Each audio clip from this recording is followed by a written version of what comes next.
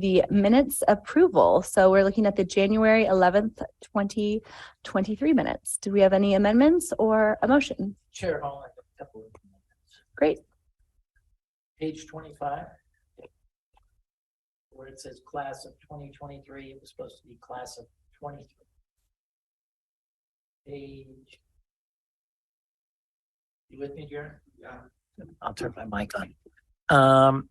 Okay, so that was page 25, class 23. Page 51, it should say, the bottom of the page, it should say street, not tree.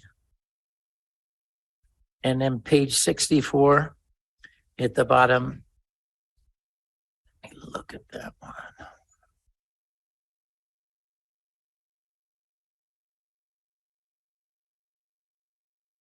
That I supported the comments by Mrs. Nutt. That's page 64. So those three amendments. All right. Add one yeah. more. Page 23. Hold on. Let me get to it. I apologize. Oh, I can't find it. Never mind. Oh, no, I found it. Okay, page 23.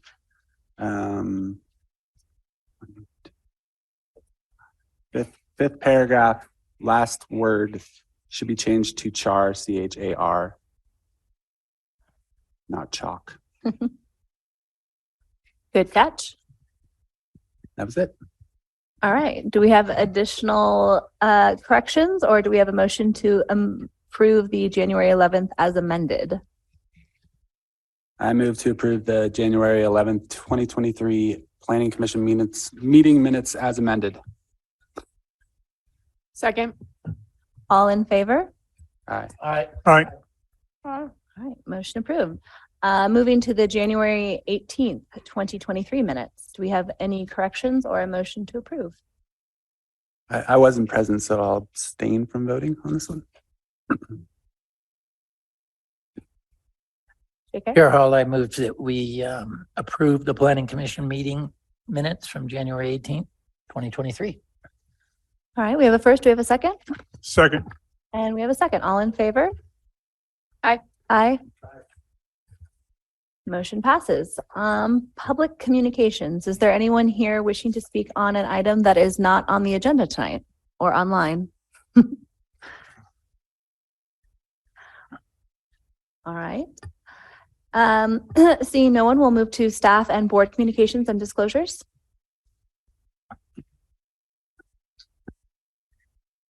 Yes, this is Planning Director Milliken. I do have some staff communications. I just wanted to let the Planning Commission know that on March 15th, we will be holding a public hearing in the Santee Auditorium at the library for the right-of-way vacation. There will be a short presentation from the applicant, and then it will be opened up to public hearing. The council will not be meeting on it or discussing it. It's purely a public hearing. Sorry. It's just a public hearing with.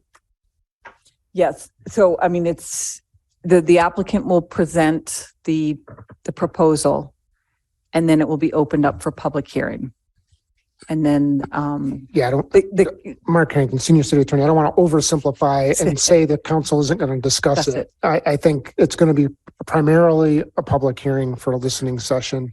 Obviously, it will be up to the council and the mayor whether they have follow-up questions or discussion amongst themselves. But the mayor has indicated a preference that it's primarily a listening public hearing and not a whole bunch of staff or applicant presentation. Okay. So where is it suggested that we as planning commissioners? so the comments that you have shared have been shared with the council in preparation for this meeting. So they have your comments. Those have been shared. Alex has shared those with the city council. And you are welcome to attend that meeting as well. And show up and make any additional comments that you wish to make. But the comments that you've made so far have been pulled together, and those have been shared with the council. Okay. I have a question. Yeah. Who scheduled this meeting? This was at the mayor's request. Okay. So the mayor request, so will city council, they'll be present, but you're not expecting them to be actively participating? Is that how it's going? And as Mark said, the mayor really wanted to have the chance for the public to weigh in and for the council to hear. I mean, I know that you've had plenty of opportunity where people have come up and because you've had 8 to 10 meetings on this. However, for the council, she felt that it was important that they hear the public comment. Directly feedback. Thank you. And what time is that at? That would be at 5:30. Okay. At Santee Auditorium. All right, I'm sure it'll be noticed. So- Staff, do you have further communications? Jim, do you have anything else? No, that's it from us. JK? I do have a question. I know that Homestake got continued today, but I read somewhere where Rocky Mountain Power does have a plan to increase the voltage. Are you aware of anything like that, Mark? I'm not involved with direct discussions with Rocky Mountain Power. So we can have, again, you've previously requested notice of when the next project update is given to city council, Correct. and you will get that as soon as that is scheduled. That is still pending. That's why this item has been moved. So I will certainly forward that question to that team, so they're prepared to answer that question when they give that update, if that's acceptable and to you. I would. And am I understanding that this continuation for us doesn't affect the meeting scheduled for city council on this issue? Well, not directly. I think the project team committed to you to go to city council to make sure your concerns were heard by the council in that sort of owner capacity prior to finalizing either the lease or the final development agreement. And so they're taking that to heart and making sure both the planning commission and the council have the opportunity to be briefed on what's occurred, both in project planning and the follow-up testing that was requested by the commission, and gets a report on that. And so it made sense to make sure that they leapfrog the efficient exchange of the DA draft between attorneys. So that was an inside joke. I got you. So you know I supported it with the vote, but I was really concerned about the EMFs afterwards and the follow-up studies. And I wanted to make sure that my letter that I wrote 4 or 5 days afterward was going to be part of that. Because I truly believe that the EMF should be a city policy and not one of which we're responsible for. It's not a land management code or anything else, but that's what I feel. I don't know about the other commissioners. And I wrote that in my letter, so I'd like that. Yeah, we'll make sure and several of you have correspondence in terms of the policy matters, and that has been, again, similar to the good cause issue, will be forwarded to the city council so they can consider that in their final owner capacity as they finalize the project parameters. Okay. I have one more if I'm going to hog the mic, and it's with regards to the Thames parking. I did take the time to go ahead and read all that stuff with the city council and everything. And it was in our minutes, obviously, here today that we just approved. And I still don't understand why that doesn't come before the planning commission. If it's a CUP or if it's a amended MPD, pretty well defined that it comes before the planning commission. So, and I know you mentioned it's an ad hoc thing and I know it's a different parcel, or so it's outside of the MPD, but it's still serving the. Well, we don't, as I described last time, we don't know what the it is. So once they decide on what course of action, Start over. I missed that. We haven't decided. what the it is. So you're saying it should come to planning commission. We don't know what the solution to the parking issue is. They could remove it, and then obviously nothing will be required to come to planning commission. That's one option that's still on the table. The council has not decided. They could decide to amend the master plan development in conjunction with the owner, the hotel. That would come back to you. That would come back to you. That's what I want. They could file a standalone conditional use permit for a parking facility. that would likely come to you depending on the size and the parameters and the location. But the decision for what the council wanted to do has not been made. That was postponed. So that is still to be scheduled. And once they decide, we will know what the next step is.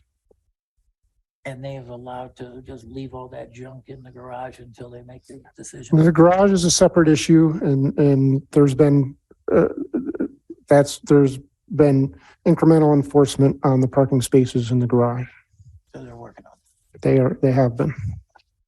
There has been construction activity and some of that was expressly apparently contemplated and some wasn't. And so my understanding is that that is in process of being followed up on still.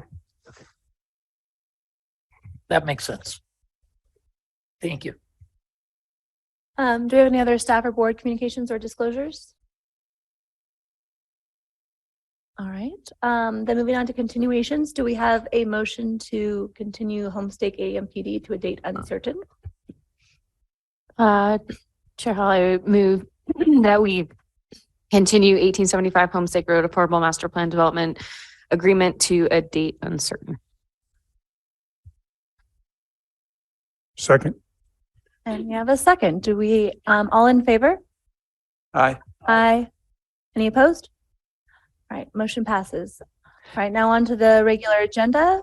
Commissioner Hall, can I just, Yes. when we have a motion and a second, if you could just say which commissioners, it just for our Oh, for the audio. meeting minutes, it makes it a lot easier. Sorry. Thanks. Yes. So that was a first by Commissioner Van Dyne and a second by Frontero. All right, and then moving on to our regular agenda.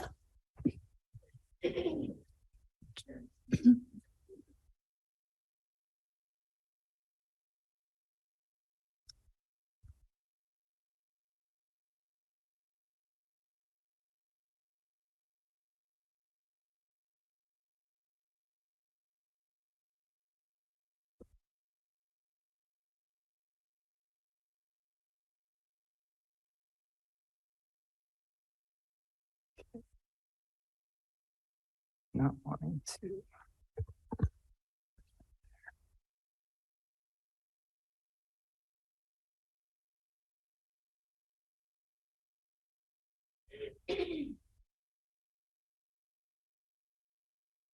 Okay, this is a plat amendment for 1150 Park Avenue. This is a landmark historic structure on the historic sites inventory. It was built around 1895, and the historic structure was actually moved from 663 Woodside in 1947 to where it is now at 1150 Park Avenue.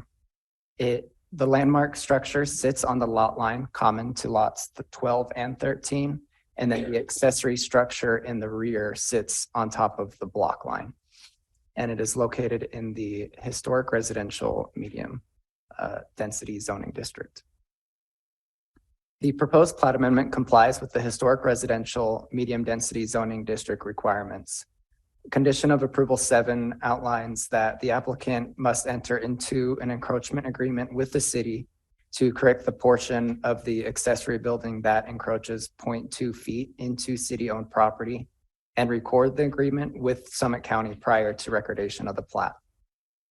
Conditions of approval 5 and 6 outline that any development on the lot, including additions to existing structures, shall comply with the land management code in effect at the time an application is submitted and cannot increase the nonconformity of the accessory building.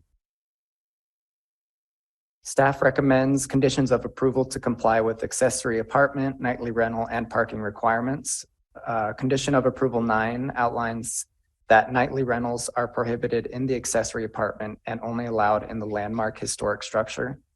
A deed restriction shall be recorded for the accessory apartment requiring long-term rental of at least 90 days. And condition of approval 10 outlines that the property owner shall retain 1 code compliant parking space per accessory apartment bedroom on the site for as long as the accessory apartment is retained on the property. Staff finds good cause for removing the lot line common to lots 12 and 13 and the block line because the historic residential medium density zoning character is retained. This proposal is consistent with the zoning district because it creates one lot, which allows the property owner to preserve the landmark historic structure while allowing for opportunities for an addition or accessory building that is compliant with code. No public street or right-of-way is vacated or amended, and no easement is vacated or amended. The Development Review Committee met on January 3rd, 2023, reviewed the proposal and did not identify any issues. And the Planning Department, Engineering Department, and City Attorney's Office also reviewed this application. Public notice was done on January 3rd, 2023 on the city's website, the Utah Public Notice website, property notice, courtesy notice to neighboring properties, and the park record legal notice. No public input has been received at this time, and staff recommends the commission review the proposed 1150 Park Avenue plat amendment, hold a public hearing, and consider forwarding a positive recommendation for city council's consideration on March 9th, 2023, based on the findings of fact, conclusions of law, and conditions of approval in the draft ordinance. Thanks. Thank you. Commissioners, do you have any questions for the staff, or is the applicant online? Or no? Okay. Any questions? Comments? Hello, Planner Land. So Planner Land, myself and Director Milliken toured the property a couple days ago. So thanks for coming out and helping me walk the property. The question I asked then, but I wanted to ask in a public question is, what does the applicant gain by doing this? So we discussed that, but I think it's important, to at least vocalize publicly, what is the applicant trying to do here? What do they gain by removing these lot lines? Yeah, essentially it allows the applicant to apply for future building permits to either remodel the accessory apartment in the rear or do an addition in the future if that's what they want to do. So yeah, essentially allows for future development that is compliant with code. Right. And I asked you then, is there any scenario where the accessory apartment could be turned into a single family dwelling? And youth, I believe, thought the answer was no. Yeah, the space allowed with the current setbacks, it probably wouldn't allow us a separate single family dwelling in the rear. They would have to do an addition onto the existing structure, the landmark structure. Okay. And there's no driveway or accessibility from that street in the back. I forget the name of that street. Sorry. It's not Sullivan, It's not official right of way. It's just city-owned property known as Sullivan Road. Right. Yeah, in the rear. And they can't build a driveway from Sullivan Road into No. this property. No, there is an agreement with the city right now with how they're using it. Okay, thank you. So if they decided to renovate the accessory building, What was that? if they decided to renovate the accessory building as the way the conditions of approval are written, essentially, as long as they don't expand what they've encroached on so far, then they can do that. without Yeah. Remedying the. Yeah, they can remodel on the interior how they want, but if they do anything exterior or enlarge the structure at all, they'd have to come into compliance with the code. And it's just where's the spot where it encroaches? Let me It's go like very back to small. the first. Yeah, it's just this back part on the rear. Sorry, it's pretty small, but yeah, it encroaches that. about 0.2 of a foot into that city-owned property. So yeah, they'll need to get an encroachment agreement with the city for that. Great, thank you. Yeah. I know it's already part of code, but so it may seem a little redundant, but for condition of approval number 9, can we just reiterate that it will be a deed restriction so that the nightly rentals are prohibited? It is part of the code already, but can we Yeah. just add that portion of would be great. Otherwise, that was it for me.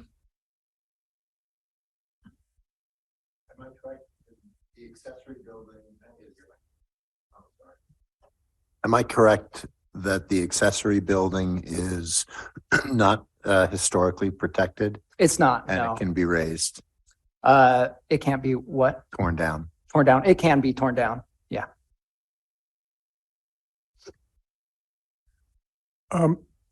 this was Commissioner Frontera. If it was torn down, would the same footprint be allowed? Or No, I recall it would actually be a smaller it would footprint. be a smaller footprint to comply with the setbacks, because right now it's not compliant with setbacks, the All right. accessory structure. Yeah. Thank you. All right, with that, I'm going to open the public hearing. Is there anyone here or online who's wishing to speak about this matter? All right, seeing no one, I'm going to close the public hearing. Commissioners, do you have anything further? If not, do we have a motion to, I move to forward a positive recommendation for city council's consideration on March 9th, 2023 for 1150 Park Avenue plat amendment based on the findings of fact, conclusions of law, and conditions of approval outlined in the draft ordinance. all I right, second. we have a first by Commissioner Johnson and a second by Commissioner Kentworthy. All in favor? I, Aye. Aye. Any opposed? All right, motion passes. All right, next item on the agenda is the Land Management Code. I guess I should clarify, there's many. Fractional use.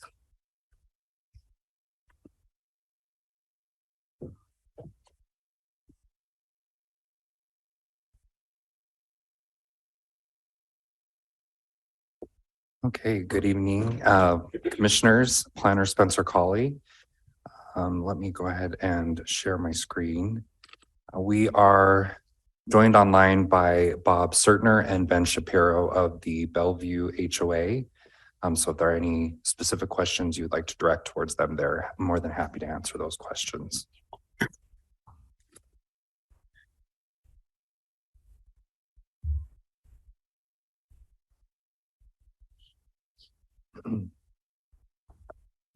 Okay, so much like the land management code amendments we've heard a couple weeks back, this is also an amendment to section 15-2.1, 2.13-2, which is for uses in the residential development zoning district.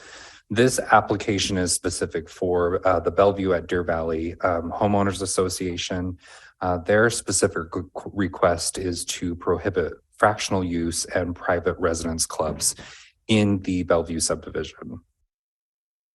The Bellevue subdivision is actually two subdivisions, phase 1 First Amendment and phase 2 as it is identified on the Summit County assessor's map. It is in the Upper Deer Valley neighborhood. There are 14 properties and all owners do support this amendment, which is a change from what's in the staff report as of earlier this week. The RD zone encompasses both estate and recreation and open space zones, but as well as, Upper Deer Valley neighborhood encompasses both estate and recreation and open space zones, including the RD zone. But this neighborhood doesn't abut any other zone. It's just within the RD zone. Both of these proposed prohibitions would be conditional uses currently, and because there is a pending ordinance as of October 28th, 2022 from the City Council asking planning staff to review transient uses, both fractional use and private residence clubs are prohibited in the RD zone. So the proposed land management code amendments for fractional use and private residence clubs comply with the general plan and the Park City Land Management Code. The sense of community, which is a core value in the general plan, is to help preserve areas for primary residents and also to mitigate adverse impacts related to these transient uses and other uses that are not specific to primary residential uses. Both Goal 7 and Goal 8 are specific to creating diversity of primary housing and also to increase affordable housing opportunities, specifically to look at maintaining primary residential ownership within these residential zones. So prohibiting fractional use in private residence clubs is consistent with the general plan.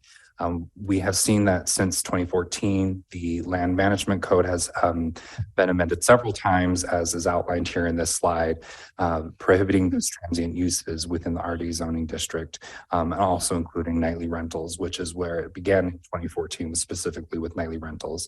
But we have seen that changed as we have identified fractional use as a up and coming use within Park City.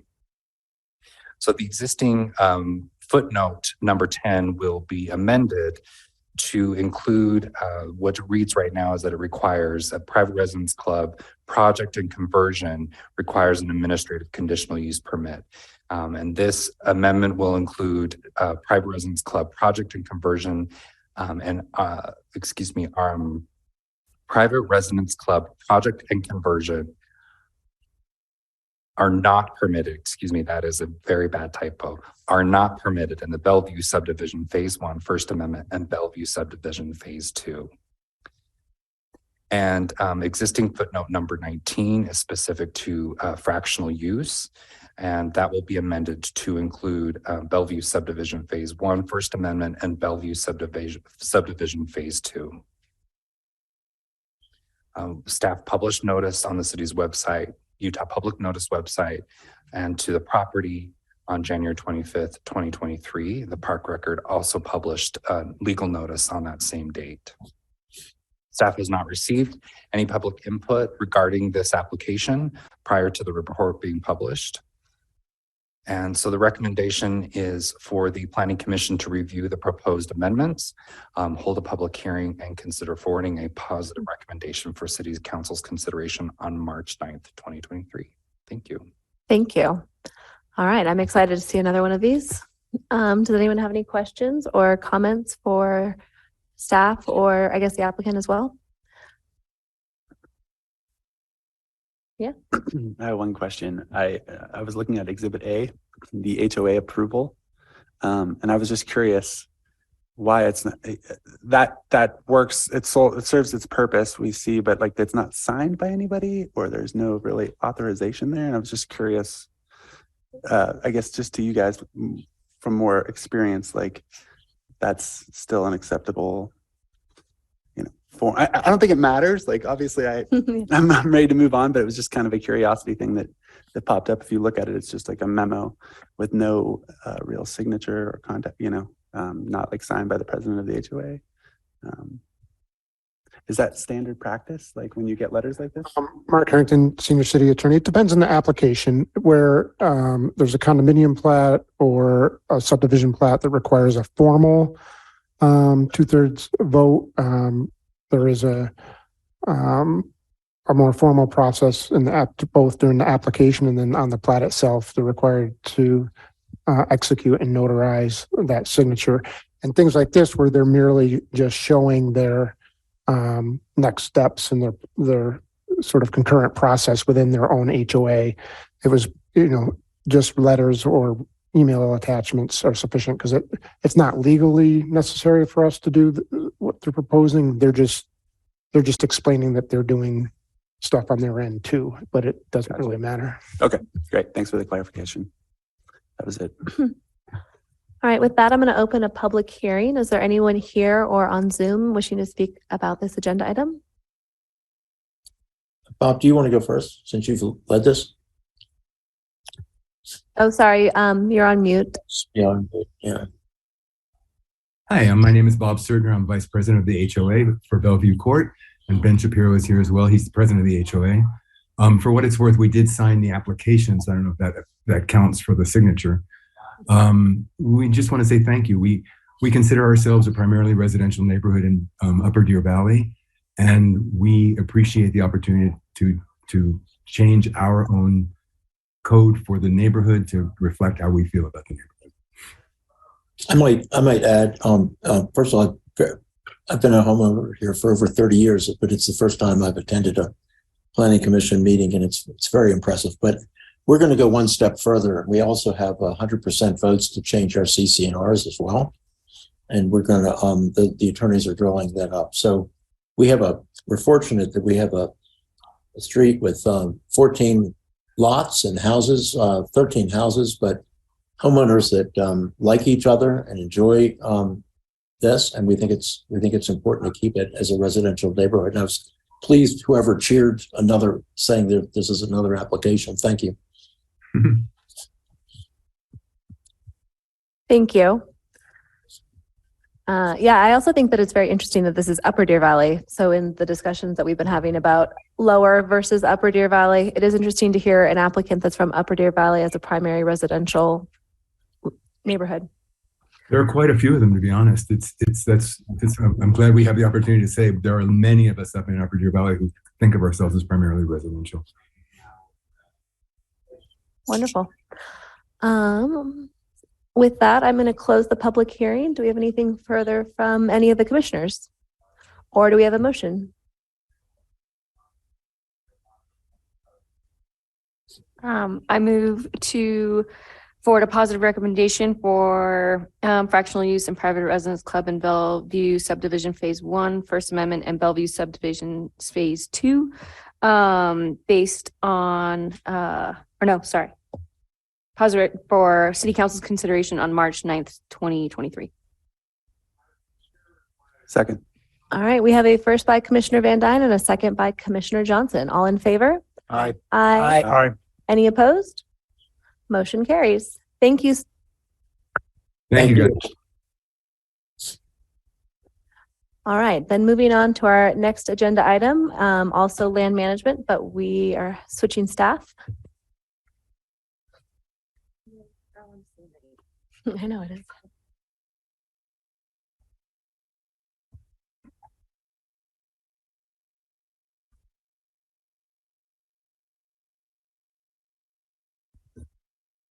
Okay. Planner Spencer Colley and Planner Lillian Zollinger here to again discuss water-wise landscaping updates to the Land Management Code.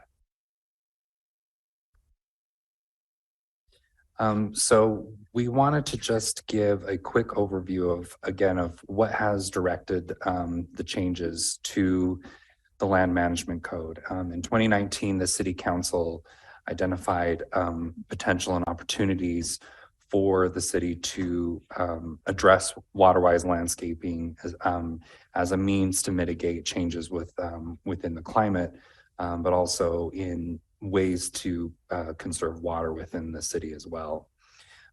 As part of that, the water department has been working with the city council on developing incentive programs that will allow residents within Park City to remove turf for cash. And so as they have been working out all of that, they have directed, we have worked with the water department and with the sustainability department to look at how we can holistically include what is required so that they can meet these requirements for the incentives. State legislation from the last legislative session, HB 282, addressed specific changes to definitions for water-wise landscaping, which we have included in previous versions of this ordinance. We've also met with industry experts, landscape architects, as well as architects and applicants that would actually use this and have expressed their excitement about seeing changes to the Land Management Code, going from a paragraph to something that they could actually look at and use. And then, of course, a public survey, which we have taken the information from that and have used that to help direct how we move forward with making these amendments. Of course, this isn't the end to making amendments to the Land Management Code for landscaping, but it is definitely a start to getting us in the right direction. So our objective here is to identify opportunities to improve water conservation within Park City. And like I said before, the water department is working on incentives for turf removal. And so we need to include regulations from the state that will allow us to qualify for state funds, and ultimately that will be passed down for the residents to take advantage of. So here is our landscaping code as it currently exists. This paragraph that does include water-wise landscaping regulations, but it is very difficult to understand what it is that you what you need to accomplish or what is required.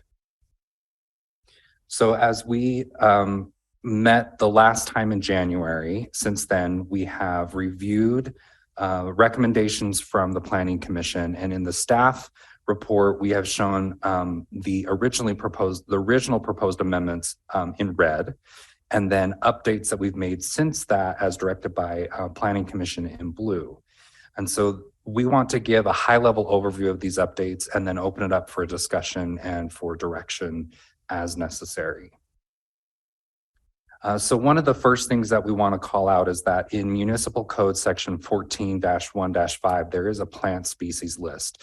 And this was developed as a means for direction for what is appropriate to plant in city rights of way. And we have directed residents to that list as a means to help establish some sort of way for there to be direction on water-wise landscaping or water-wise species rather. And what we realized is that really this list comes from fire-wise plants. And so there is some crossover, but as we heard at the last meeting that from public comment, that some of these plant species, although they are water-wise, are not great options for our climate or for our location. So as part of these amendments, we are removing this plant species list that we had proposed originally, and instead planning staff will maintain a living list of water-wise and fire-wise plants. The one benefit that we've identified to that is that we don't need to come back every time we need to add or remove a plant to get approval from the Planning Commission and from City Council to do that. And we can use industry standards. We can use Utah State, which has a great existing list, and we can keep that up to date, and we can direct residents to that website for that information. And also, currently in the Utah legislative session, there is House Bill 272, which is water efficient landscaping amendments. And in the staff report, we actually highlighted those in yellows. Those are changes that are not in effect now, but we want to anticipate that there will be changes. And so we wanted to include those in our amendments so that we are ready for any change that could come our way. And they actually aren't that hurtful. They're actually very, they're good recommendations to further solidify our water-wise landscaping amendments. So just to touch on what we have changed since the last time, we have made sure that we are not talking specifically about native drought-tolerant plants, but that we have changed it to non-invasive drought-tolerant plants since we are, since public comment last time, and we've also met with sustainability once again, that some of our native plants aren't necessarily the best option, so that there are non-invasive, non-native drought-tolerant plants that we can also consider. Under this section for landscape plan, we have clarified when a landscape plan is required, and specifically that is for new development and or construction activity proposed for an unimproved lot or property and or undisturbed natural lots or property. And 2, renovations or construction activity that modifies the building footprint. We also clarified that what we would want to see on the landscaping plan is intended plant materials, since we heard that requiring specific plant species and then holding the final version to that is often difficult, since the availability of plants is really dependent on when you actually get to that point in the process. So we wanted to make sure that the intended plant materials are what you're including, but to give some flexibility in that as well. In the section regarding significant vegetation, we specifically called out that, or we removed the part about replacement. So it says that significant vegetation preservation shall be prioritized. And then we also removed the portion that says allow for replacement of significant vegetation with water-wise plants. But instead, we just included that it would be as approved by the planning director or forestry board. And we did confirm with planning director Milliken that as the forestry board moves forward with regular meetings, that we do have an opportunity to meet with them. So that does give us some flexibility in getting those approvals for when replacing significant vegetation is required or is part of the proposal. The next section was regarding noxious weeds. We amended that to include that all noxious weeds as identified by the state of Utah or Summit County, because what we learned is that the state of Utah and the county sometimes they don't identify them the same. And so there is sometimes a gap and sometimes there's an overlap. So we wanted to make sure that we covered our bases there, and that regardless of the development stage, that noxious weeds would continually be removed from the property in a manner that's acceptable to the city and the county, and that all noxious weeds shall be removed prior to the issuance of a certificate of occupancy.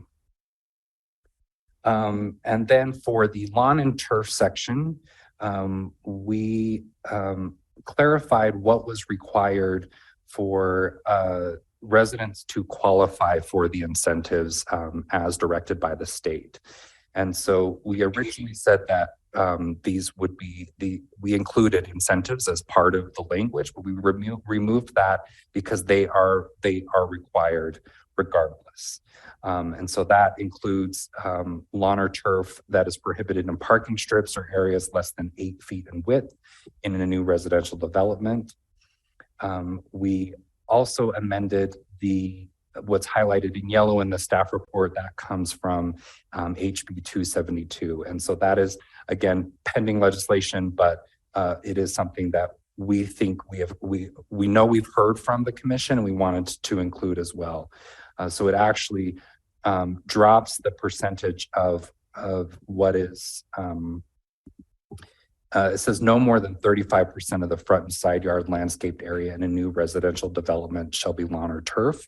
And I believe we dropped that from, was it 50% or yeah, from 50%. So from 50 to 35%.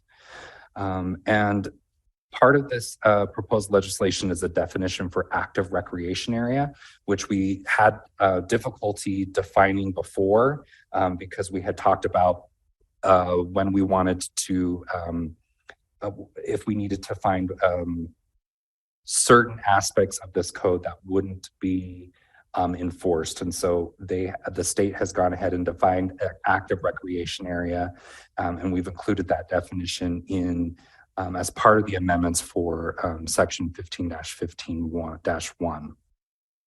And then finally, under the historic significant vegetation definition, we are asking that the commission consider when they forward a recommendation to the city council that they also amend the line 282 to read includes vegetation identified as part of the historic site form, because there are specific call outs for vegetation on the historic sites inventory. And we want to make sure that we capture those as part of the definition of historic significant vegetation. So our recommendation this evening is that we review these proposed LMC amendments, hold a public hearing, and consider forwarding a positive recommendation as amended for review on March 9th, 2023. Thank you. All right, thank you. Commissioners, questions, comments? Who wants to get started? Start over by you, Bill or Henry. Yeah. This is Commissioner Johnson. I want to look at, thank you. This looks awesome. You've captured most of our comments. I just saw one thing that I needed clarification on, the significant vegetation, 9A and 9D. we do conducted by forestry manager and planning director, but then in D, we do by the planning director or forestry board. So I guess I feel like those need to be pretty consistent. So whether it's a forestry board, I do think that it's good to have the purview of the planning director and then somebody with, forestry certification, whether that's the board or the manager. So have both of those. But that's just I thought that was a discrepancy that we could kind of clean up so that they're consistent with one another. But that was really my only thing I saw. Otherwise, it captured most of our comments, and I think it looks a lot better than it used to, hopefully, or will be. Thank you. Actually, Commissioner Johnson brings up a good point. Who is the forestry board and the forestry person? And how, as an applicant, would you, find this? Is this an outside consultant that you hire to review, a landscape architect? Who is the forestry side of that beyond the design? So just to address your question, this is the Gretchen Milliken, Planning Director. So the Forestry Board is made up of a number of different city employees. For example, I sit on the Forestry Board as a representative from planning. Okay. We have John Robertson from engineering. We have Heinrich Dieters from Trails and Open Space. We have Luke Carton from our sustainability department. We also have Jaren, and I'm going to have to pull up the list. No, I'm good with that. Okay. It's a formal city. It's a formal board. board. It's not a third party. We have been meeting quarterly. We will go back to meeting monthly. Mike McComb is also on it. And so we're meeting quarterly while he was getting his police certification. But we do meet monthly, and we take up different applications that come through the planning department that might have questions about significant vegetation. Any trails application gets seen by the forestry board. So we do review planning applications. And also we will be doing a forestry master plan with the forestry board, as well as we look at things like the fire protection and mitigation and those types of things. Oh, that's great. So it's a formal board, and it's these It's one of the type of things. 23 yeah. sign-offs you need to pull a permit. Yep. Right. Okay, that's great. That's a great clarification. I just wasn't aware that it was so formalized and active within the city. Can we recommend that a licensed forester or join that board? Whether they're certified or do you guys, is somebody already certified for? We do have one. Whether or not he is fully certified, I will check on that. But we have discussed with the board. The board is, there has been a forestry board in the past, and more recently has reestablished itself in this more formal board type of situation. And we have also talked about having a consultant that we can, an arborist, a professional landscape forester that we can use as outside consultant as well. Awesome. So I have one question. I think you guys did a fantastic job. And it goes back over to Mark. We talked about this a little bit a year ago. And if somebody owns 5 acres and they have 3 acres of water rights that they need to use it or lose it with a private well, are they exempt from this?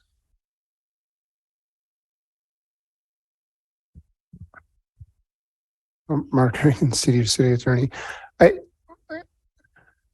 I'm trying to recall, the question was slightly different last time you asked it. Getting better. But no, it's more, it's less direct, I think. This ordinance doesn't implicate someone's ability to use or their requirement to use water with the state system. This just regulates how we regulate landscaping and water-wise treatments on particular properties. So if someone has a different irrigation right on their property outside of our system, they're still, they're subject to the state management of that water right. And our ordinances only apply to infrastructure permits for the city. So it doesn't really, we don't restrict how someone uses their water. If it's a right that's owned independent of the city only restricts its water system. And then we of course have our own irrigation restrictions and those sorts of things that are independent of this ordinance in our water system. And so I think last time I suggested perhaps if you want a broader look at how all those external water rights in our water system is managed separate from this ordinance, to have a work session, a broader work session discussion, perhaps in contemplation with the general plan update, so you understand that side of it, because it is different than management, the permit activity within a developable lot.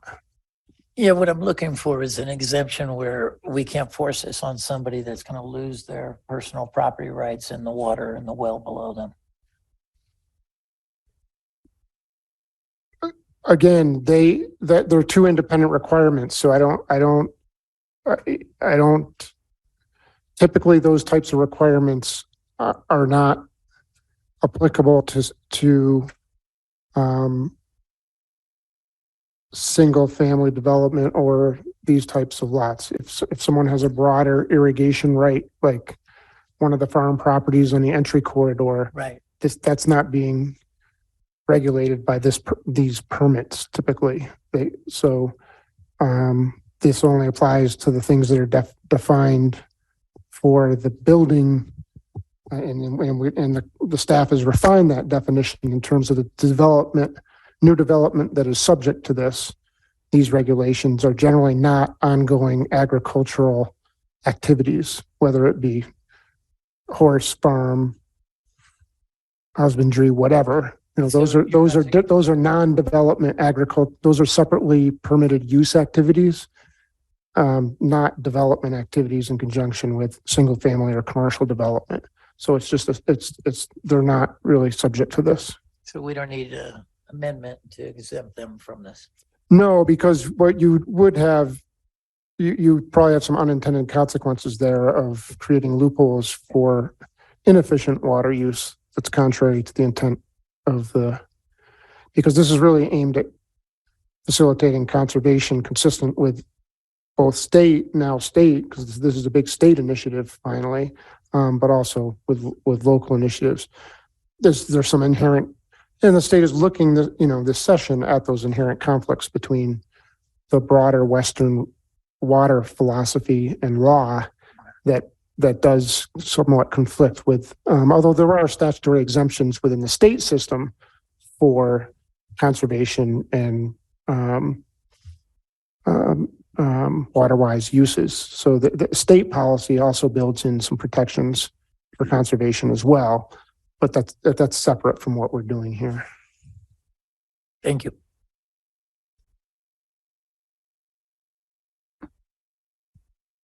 Sorry, or just to clarify one more thing. So agriculture, including like gardens, is not part of this landscaping thing? Is that like the conclusion that is not applicable to landscaping? Is that what your summary of? Again, I think I don't want to oversimplify either way. There may be a circumstance depending on if there's structural improvement involved with that garden or a commercial activity. It could, but generally this is being driven by the types of permits that are in the definition of however they refined. I think they reviewed that a few slides ago in terms of the clarifications to the new disturbances on platted lots and new development that expands existing structures and those sorts of, or just expands existing disturbed areas, something to that effect. So again, it would depend on the original plating of the subdivision and the types of facilities that are out in conjunction with that. But if it's a garden in an existing disturbed area, it would, my reading is it would not be implicated by this. But again, you never know what people are going to apply for. There's always an extreme circumstance that may trigger a definition if they're doing greenhouses or other, and expanding into an area that was previously undisturbed and regulated as such or limited as such. This is Commissioner Sig, do the existing irrigation policies have provisions for capture, water capture, Yes. that would prohibit it or limit it, or Do you guys remember what because we've had outside of this application, but it's a, somewhere in the code? there's a Water capture barrel request. exemption. I think it's up to 2 I mean, Luke, we can get that information from Luke Carton's team. They've provided that for the commission before. But there are provisions to that effect. I think they pulled up the definition of what it would be included. That Mark was just on the sheet there. So new development and or construction activity, as well as renovations or construction activity that modifies the building footprint. So like an addition onto someone's home that doesn't change the building footprint would be an exemption from filing a landscaping plan.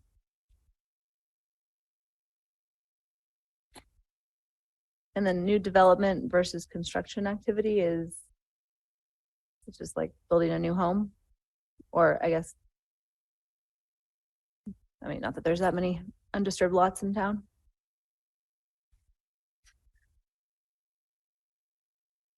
So the undisturbed, so you would file for a landscaping plan if you are going to disturb part of your property that's currently undisturbed. And then how would that work? Like, let's say you built your house and you didn't do the backyard. Yeah, you'd have to apply for a landscape. We have that currently. A lot of applications come in anyway without a final landscaping plan, and then towards the final building permit process, they turn in a landscaping plan that we have to go through a review. Okay, and then how does the new code apply to that? So let's say they have the front yard is grandfathered in, and then the percentages all apply just to the back of the yard, Yeah, so or for any sort of application, if it's processed under previous code, it would apply to previous code. Any new, once this is adopted going forward, any new changes would have to be brought in compliance with current code. So there could be a situation with that. Yes. okay, so someone has a backyard and they're like on a half-acre lot or like a 0.3 lot, that a normal size lot. Mhm. Then they could do some turf into their backyard, Mhm. and then whatever they had done beforehand would be like grandfathered in front.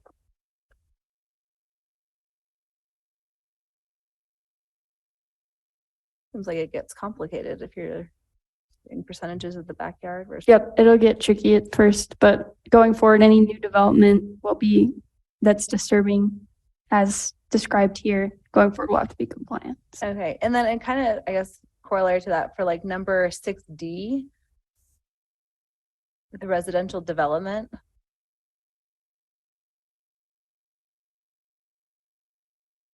It's in blue with yellow. Do you have the line number for that? If not, we I'm in can. Granicus, so it doesn't do the lines. It's okay. I'm doing pull up on my phone. Oh, right in there. Mm-hmm. It's line 203. Yeah. So D for that one.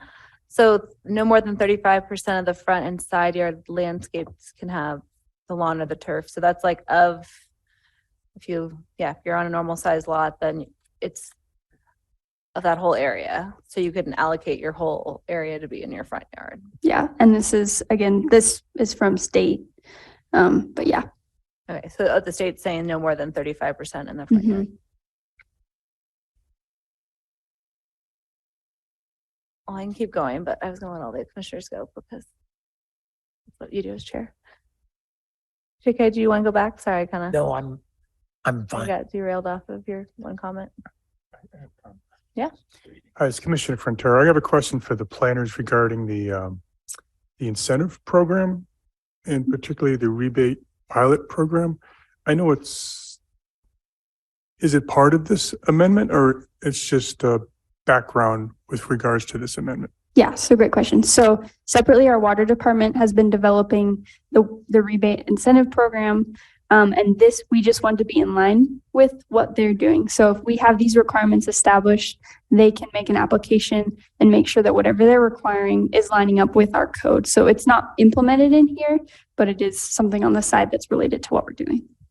Okay, so we don't need, you suggesting we don't need to define it further within this amendment? Yep. Okay, So they can change it as needed if there's something more specific. right, okay, thank you. Henry, did you have any additional ones? No. Kristen? Okay, well, I'll get back to my nitty gritty. Kind of going back to well, since we were just on it, for the 35% of the front yard. So is that 35% of the developed area or like the landscaped area? And I have a corollary question to that. Landscaped. So so you guys calculate like the driveway and then the little walkway to the door, and then it's 35%. Okay. And then I guess similar, if we could go up. So for the little chart, and then it says on that above, the max turf as a percentage of the allowed limits of disturbance of the lot that is not covered. So when you guys are calculating turf, let's say you have a half-acre lot, you take the 30, can you just walk me through how you would do that? So you have your third of an acre, you have your house, your driveway, your walkway to the front door, a little patio on the back, a little deck on the front, or vice versa. And then you say that's like half of the lot. Yeah, it's general estimation. From this proposal, the applicant should be providing us with some of that breakdown to designate some of those things. But yeah, so anything as defined above, not covered by buildings, structures, or impervious surfaces. So everything else. Okay. And then of that, that's the percentage Of that, that smaller portion. Okay. Just trying to like visualize like Yeah. how this equates. Cause I mean, I think like I don't know, you guys probably know 95% of lots seems like they're already landscaped in town and most are like wildly in violation of this. So And that's the idea of the incentive program that they're coming out with the replacing the turf that's there. So hopefully with this and with that, we can look to implement this. okay. I also wanted to go over, can you talk a little bit about the clustering? I know you did a little bit last time, but the interface planting with like the clumping of how you do the no closer than 18 feet to the next closest cluster within the intermediate zone. And I think that's taken all from the wildlife interface. So you have a cluster of whatever, 5 trees, evergreen, and then you have 18 feet and you can have a cluster of more evergreen trees. But otherwise you have to have 18 feet. You can't just have 3 evergreens and then 10 feet over another evergreen So and then 10 feet. that I'm not sure of. That would be more, we could talk with the building department a little bit more to get into specifics there. I'm just not an expert on the WUI code, but I do know that it's more of an outline in that section under the building code in the municipal code that defines it a little bit more. But we just put it here for easy referencing. But that's a good question. I don't know the answer to that one. Well, I was more just thinking about like how people, if you drive around town, how they typically plant, like you're not supposed, they tell you not, give them each 10 feet. And So then it's like 10 feet and then you have to wait 18 feet and then you could do another one, which is like, then you could plant 2 trees on a normal width property. Yeah, no, and What that's we're getting we live in a, high risk wildfire area, and that's what it is has been adopted into code as the WUI code. But yeah. Okay. Mhm. Sorry, just as I read it collectively and like drive around Yeah. town, it just seems like, okay, so 95% of people are just like wildly in violation of how it is currently, because they're obviously Yes. grandfathered in. And then the few, like, the one lot in every little neighborhood that's left over is going to have a very different Mhm. set of rules with like 2 evergreens only. And okay. Can we go to the artificial turf? So it was removed to have it for, sorry, I don't have the lines with the Granicus, but, It's 164. okay, so it's allowed only in limited areas. So I understand like that it's not encouraged for the heat island effect, but if it's under a tree, then there's no heat island effect. And then there's contradictory information about like, well, if it's recycled material, how bad is it? But it just seems like if we're like not allowing turf, we're not allowing gravel, we have limited rock, limited evergreen trees. Just seem like, to me, it just seems so much, and like not really allowing turf, or sorry, artificial turf. I don't know, collectively, like when I read it all, it just seems like, what are people with a new lot? Like I drive down my street to get here, and there's the one random lot that there's like nothing on. Mhm. So just kind of What are the, people planting? yeah, the native kind of, or I guess the word we're saying is non-invasive, drought tolerant, like grasses that are high, they're not cut short, having mulch with proper irrigation, a mix of organic and inorganic with native plantings with throughout. That's kind of what we're looking at. We had in the survey an example of one of those, and I don't have it able to show you right now. But that's kind of what we're looking at. That's the idea behind this code. Okay. I guess I would just be, I don't know how you would distinguish the artificial turf, like allowing it for recreational area. And then I know that it was removed for as a area where, vegetation is unsuccessful.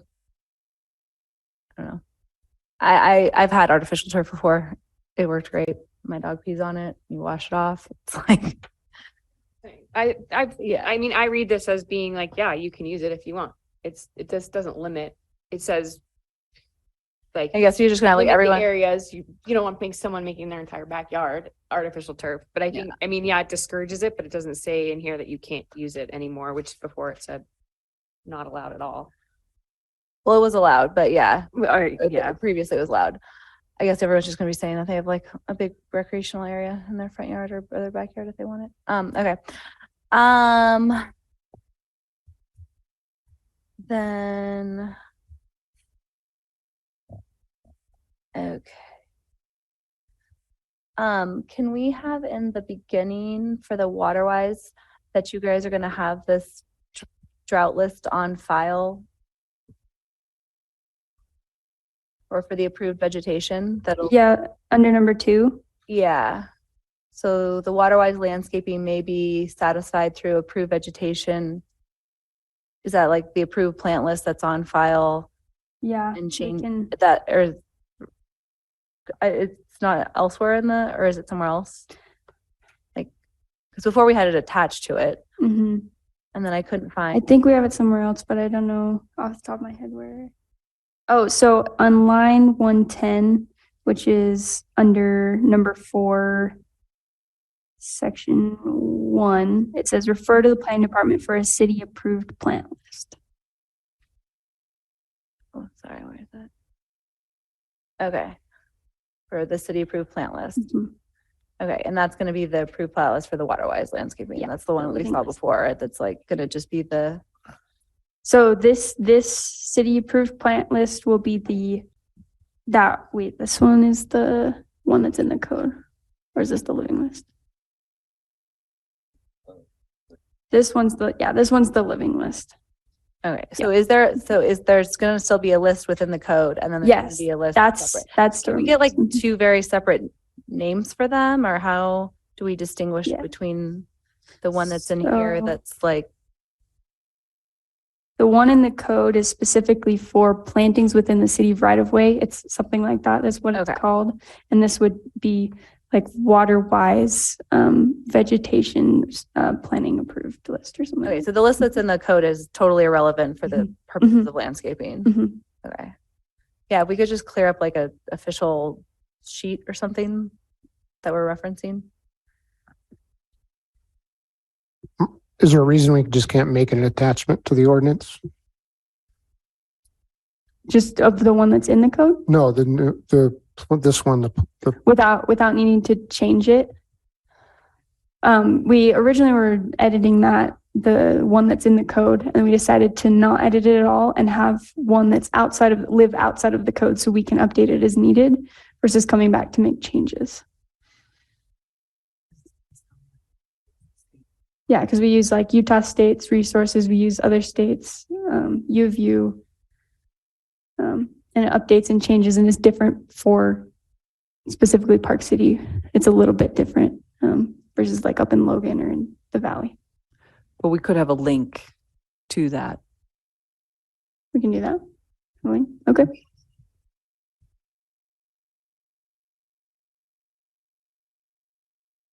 Yeah, I think that'd just be helpful for easy referencing, like even if you're changing it, just to have it be. Yeah.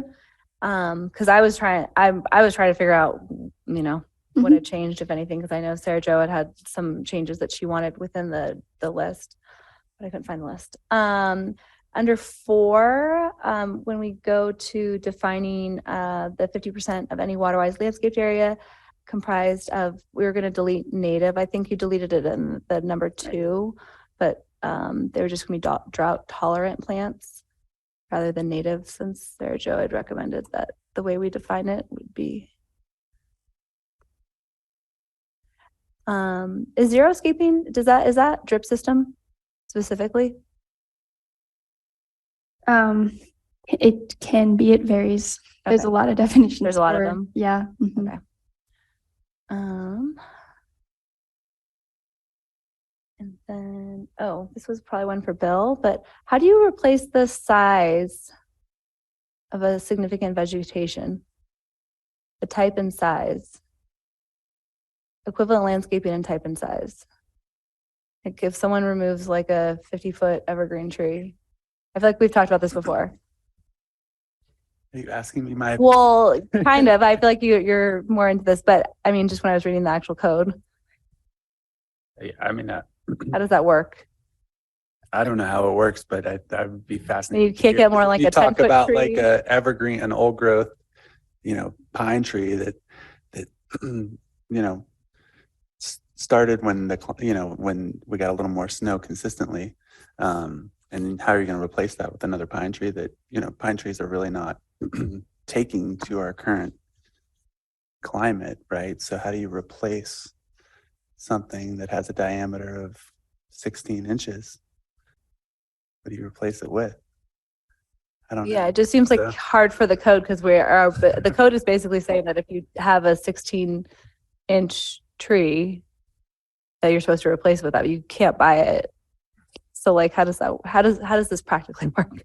So one example that I've had with a previous application, it was a historic structure with a new addition that would impact existing significant vegetation.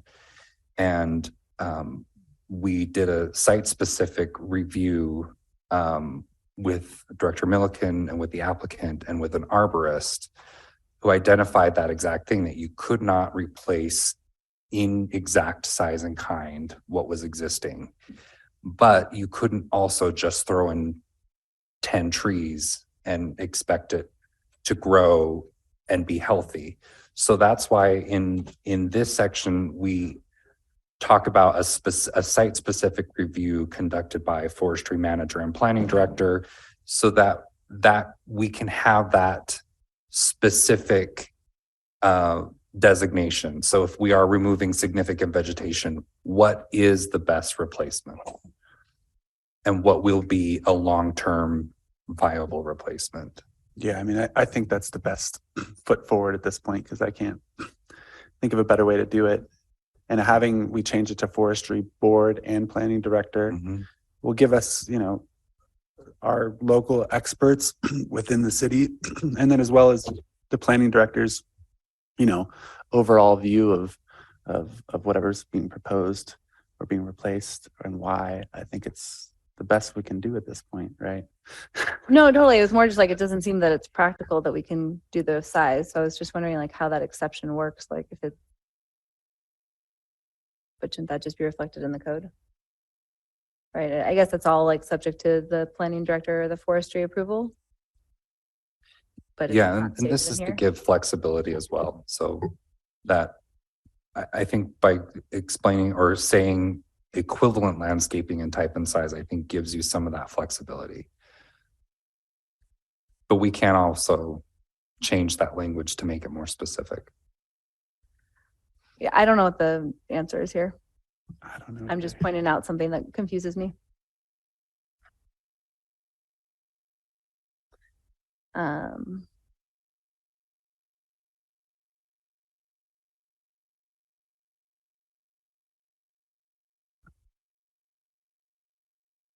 Would you suggest a minimum diameter of the trunk? Well, it's just like, Something's- I don't know. something's I feel like, 50 I years old, mean, we're not gonna replace it and yeah. transplant it or anything. So would we put in a minimum? But I think if by us setting that, you're taking that away from the people who are going to be the experts in that and be able to look at viable options. I don't know. I feel like we're giving this to people who are going to be hopefully well versed and have like the best interests of the city and the environment in that context. So I don't know. I think if we start putting these limitations, but then we also limit like, well, I don't know. I get it, but I also feel like if the more restriction we put on it too, the more we limit those options down the road. Yeah, I mean, I think you probably have to look at it's species specific, right? So we couldn't do, that's where it's just like, it's very challenging because you could say, well, yeah, we could just list out diameters per species and then kind of go that way, right? So, yeah. But I feel you. It's definitely, I feel what you're saying, Commissioner Hall. But My other thing was, we hadn't really talked about the active recreation area. I think this mostly applies for city-owned property. So I didn't know if, I mean, there's a new definition, new component of this. I don't know if anyone else wanted to touch upon it, but if you wanted to just go over it a little bit, since it was new from the last packet. Yeah, so this is from the proposed House Bill 272 that's currently in the legislative session. And this definition comes directly from that. And so reviewing it is area of lot or parcel that is not low in density residential development comprised of lawn or turf dedicated to active use. There's a little bit of installed and maintained in areas with slope not more than 25%. And active use means regular use for playing, exercise, recreation, or regular outdoor activities that are ordinarily associated with lawn or turf, such as a sports field, social gathering area, an amphitheater, a public or private park, the playing area, including rough driving ranges and chipping and putting greens of a golf course. So this is again directly from that proposed House bill.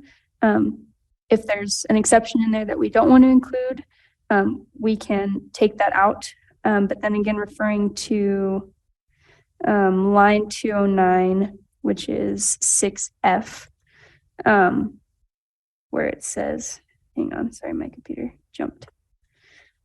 That the lawn turf area limitations apply to all city-owned property within the exception of what was listed below or as determined by the Planning Commission under a conditional use permit review. So if there's anything within the scope that you don't want to be included or anything that is not included in that scope that you want to be included, we can add. That definition just comes from that proposed bill.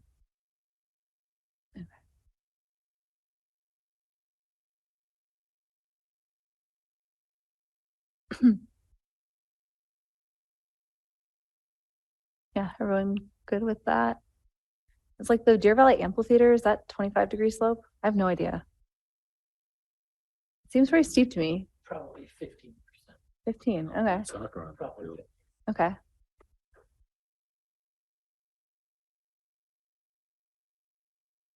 And then for number C under 6, lawn is prohibited under on parking strips makes sense, or areas less than 8 feet in width in new residential development. So we can't have very much grass, but it also has to be a big chunk of grass if we put it in. Yeah, this one again comes from, this one's in two spots. There are two different, I want to say this is with, one of them is with the state, and then another one deals with the WaterWise, the turf rebate. And that is one of the conditions for the turf replacement is that lawn/turf is prohibited on parking strips or areas less than 8 feet in width in new residential development. So that's where that one comes from. But yeah. But if we're trying to reduce turf in general, why are we then making it?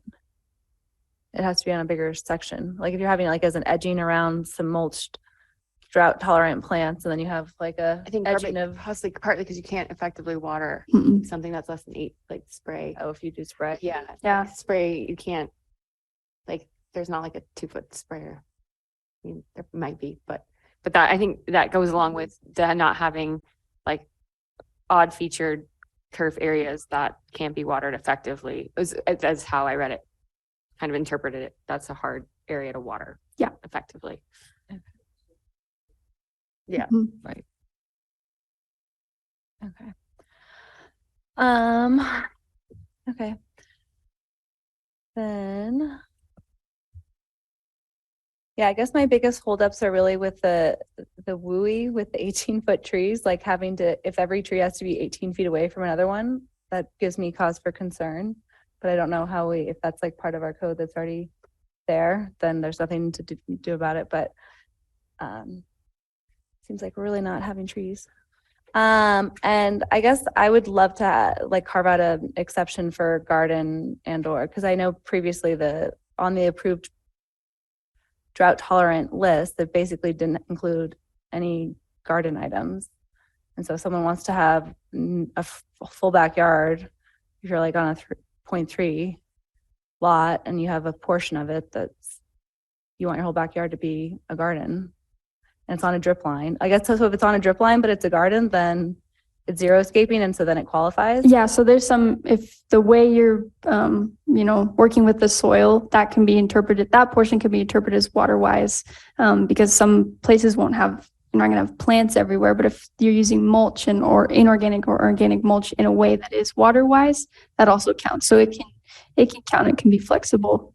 But if other commissioners are interested in putting in some sort of exception on gardens, let us know so we can include it. Maybe I'm the only one who likes gardens. I mean, I don't know how you place it, but I'd be supportive of doing so. Yeah, I mean, I think most people do drip irrigation anyways when they do it, so it's probably excluded, but I don't know. I just would love to encourage more at-home gardens, even though they're hard to do here. I actually think it's covered in the percentages that we're allowing landscaping. If you choose to, and you're 35%, for example, if you choose to put a garden in instead of your grass, then that's your option. That's your 35%. You're choosing to put in a garden. That's how I'm reading it. But I think what planner said is that most of them will fit within this code. Like if you do drip, yeah, if you're doing irrigation, drip, which then it qualifies. yeah, I think Qualifies under a different. yeah, category. most of them will still reach their percentages even with being able to have a garden and some turf. Yeah, well, not even turf. It's just like Yeah. then otherwise you're really left with just like a mulch Yeah. and a drip irrigation line of Yeah. like a grass. So I was just trying to think of what. Okay. And then I would say then my last one, just going back to number 4 about who this applies to. And I feel like the undisturbed natural lots of the property just gives me, I don't know. I like that it doesn't, the new construction, we don't have to file a landscaping plan if you're not touching landscaping and you're not changing the building footprint. Right? Because you don't do a landscaping plan if you just change your landscaping. Right? If you currently have like a acre house in the front yard is grass and you want to pull it out and put in drought tolerant mulch, or sorry, with some vegetation, then you don't file a landscaping plan. No, you would in this case, especially if you're looking to do the replacement incentive, that's in conjunction with a landscape plan. Okay, so now everyone's getting and doing a building permit with a landscaping plan to do any sort of landscaping work. That's technically how it's supposed to have been done, but if someone's usually just doing a little portion of landscaping on their lot, it usually doesn't come in. If someone's redoing a whole like the whole property, definitely comes in. Right, but if you're just like the area to the left of your driveway, you want to like, whatever, there's some dead turf right now, or it's been dying, and you want to go out and just put some mulch and like 3 little bushes, you're then filing for a building permit and just doing a full landscaping If plan? you want the rebate. Only if you're doing the rebate. Okay. Where does it say only if you're doing the rebate? Well, it's because it's not significant enough of a change, like a difference. Someone might not apply for a landscaping permit. So if they want the rebate, the only way to do that is by applying for a landscaping plan per what it says on the incentive program, is that you have to do that in conjunction with the landscape permit. Okay, but doesn't this read that the person who does for under 4, isn't it saying that we're triggering to do a building permit with a landscaping plan if you disturb a portion of your landscaping? For undisturbed natural, for Disturb natural parts of the property. Okay. So it's if it's proposed for unimproved lots, property, or undisturbed natural. okay. So if it's a wooded forest.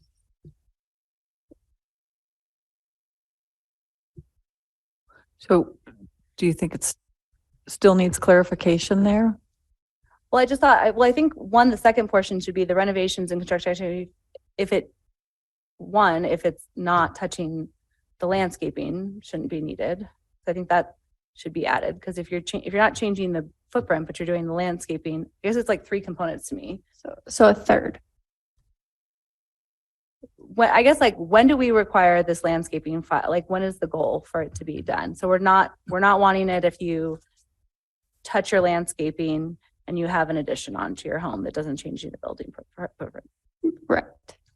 As long as you're not applying. As long as you're not applying for the rebate program. But I feel like can we add that into here, as long as you're not applying for the rebate program? Because otherwise, if you do an addition, but then like you're putting in windows and you like move a tree to put in a window, right? Then you're doing a full landscaping plan to file if you move a tree. No, Okay. it's because that tree is not you'd have the determination of that prior disturbed 35%. And so if it's already landscaped or has lawn or has trees that were added, modifying those isn't going to trigger this section. Okay. And most cities exempt all single family and duplex lots altogether, from what I saw. So we're already pretty over inclusive here compared to our peers. So I wouldn't add a third category. Sorry, no, I'm not trying to be over inclusive. Like Okay. I think that we're already, and I think it's good that we added the second one. I think that like if someone does an addition that doesn't change the footprint, we shouldn't have to do a full permit with a landscaping plan. So I'm just trying to figure out like, Yeah, where this it's line- got to be read together with the other definitions, which trigger it is complicated, so I'm not criticizing your line of questioning, but I'm just trying to point out that I think you are reading it too narrowly. It has to be,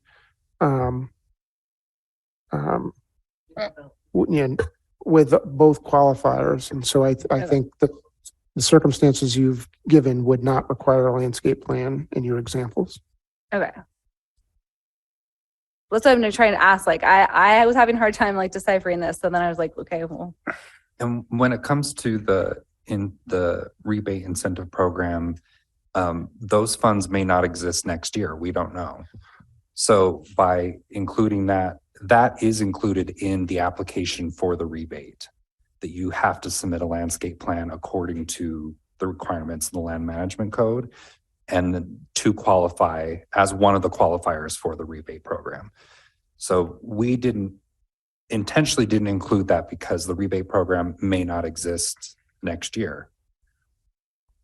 So we didn't want to make that a requirement in the land management code, but it is a requirement through the water department as part of their application process. Okay. Does that help clarify a little bit? Yeah. Okay. This is Commissioner Sig, and I have a question. Landscaping and irrigation, how are we addressing grade and grade walls in this? You can be more water wise if you're irrigating flat land than you can sloped land, but the cost of putting in a 2-foot or 4-foot wall to create flat land, and that's altering the property in terms of the topography, so to speak. A lot of people might just want a sloped lawn where the water just runs into the gutter. So it seems to me that an integral part of any landscape and irrigation solution would address grade and grade walls to hold water versus to let water run off. Yeah, so we have a couple of things. Let me know if these don't address your comments. But under lawn and turf is prohibited on slopes with ratio greater than 3:1. Additionally, there is a recommendation that on slopes you should plant deep-rooted turf grass. And then additionally, with that active recreation area, again, there's no exception for areas greater than 25% with a slope of 25%. So if someone wants to put a grade wall in that's, let's say, 8 feet to hold some grade because they notice that the water's spilling off their property, does that require a landscape? So I think that gets a little bit more complicated. Depending where it is on the property, they require usually an administrative conditional use permit, because usually that would be in one of the setbacks for that height, which would require review into engineering, into building as to why the water is coming out that way, why it's pooling, why it's needed. I think that would be a little bit of a deeper dive on that.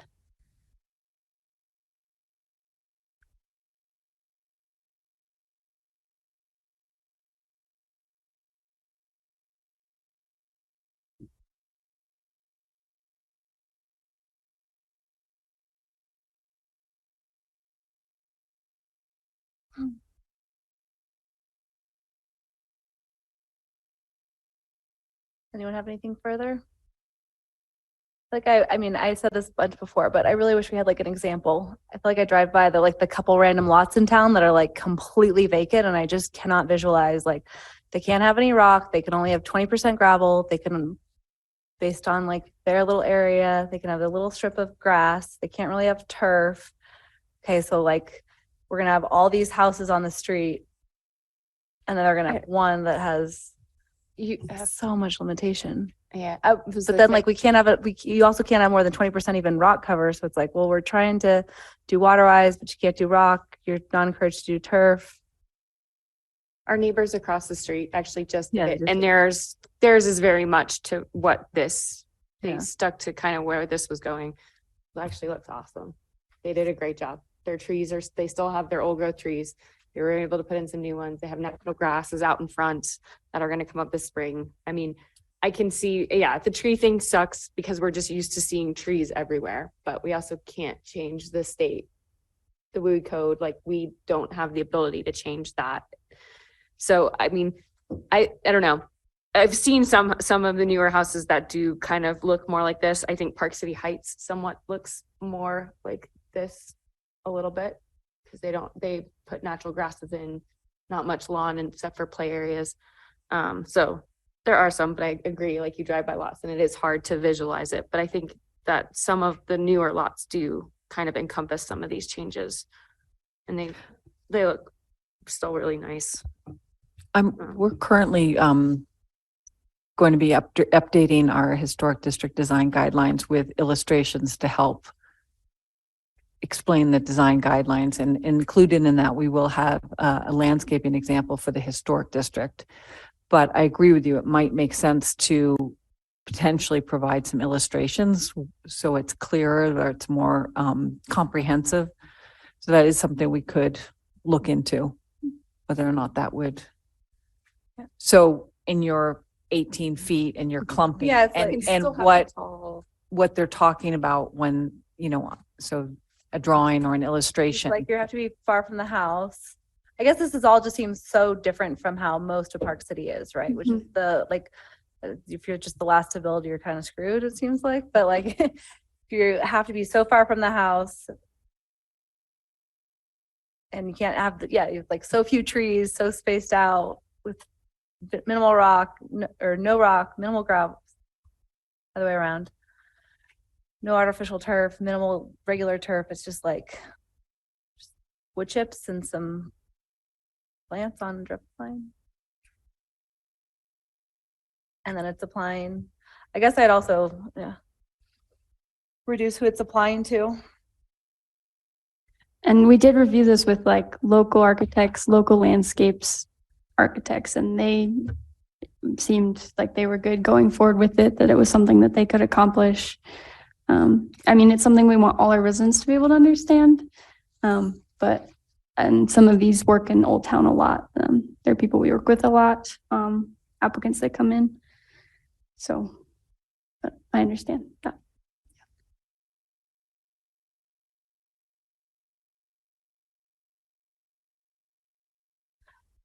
Oh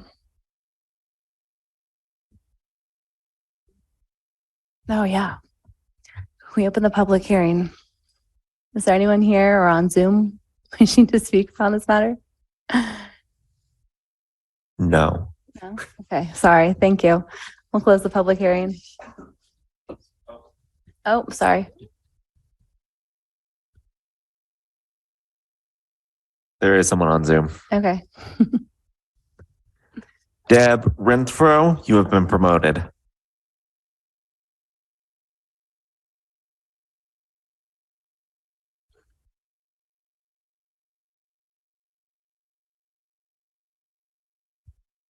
I believe you muted yourself.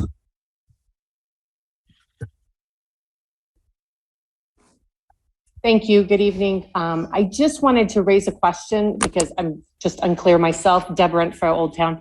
Under the ordinance number 4, where it says a complete landscape plan is required for new development and/or construction activity. I'm just wondering if there is a timeline for that.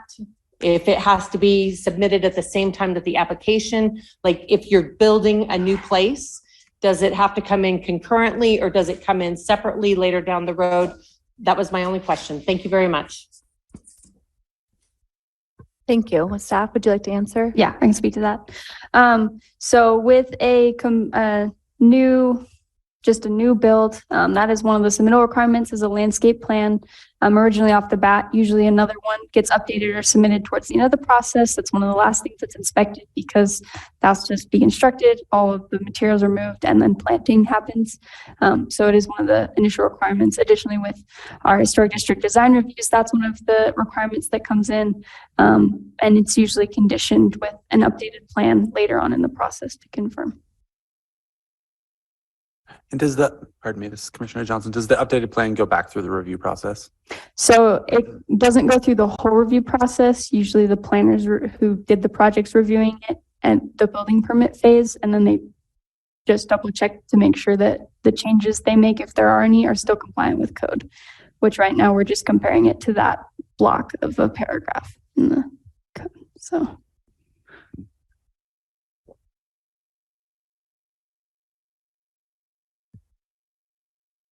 There are no other hands raised. Thank you. Okay, we'll close the public hearing. Thank you. All right. Comments, questions?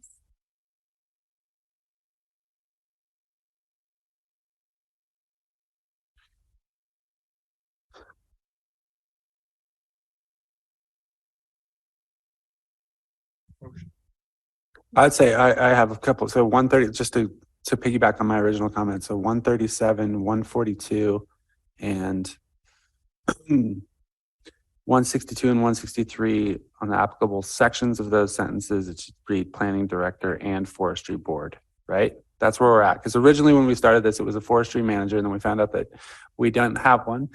And so now we've got that. So those are the 3 items I think we should get cleaned up along with any other items that were discussed. But does everyone agree to that? Sorry, can you clarify one more time? What do you want to change it right now? I mean, if we're thinking about making Yeah, any figure sort of it out. action, but Yeah. as for right Wanna now, just I think pull it up and then just change. Yeah, Sure. I've been doing it as we go. So I figured you were, but Yeah.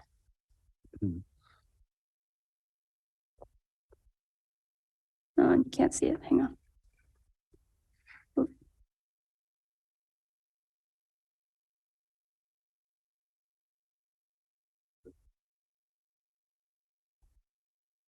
Can you see that? Okay.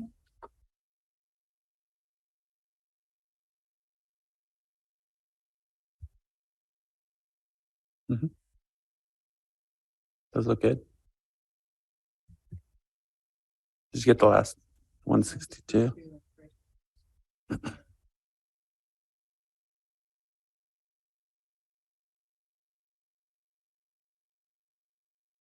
That's all I had. Looks good. Thank you. Do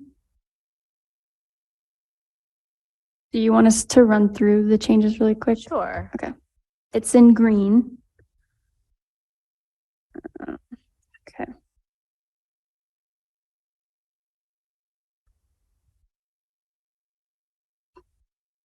Okay, so we updated this one native that was not caught, and we also shortened this to plants, as we've done in the previous paragraphs. Manager to board. Or to and.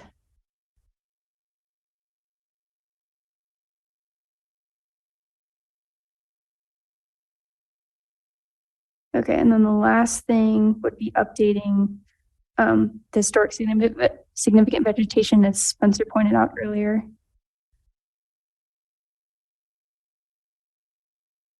Oh. Oh. Okay, just kidding. One second.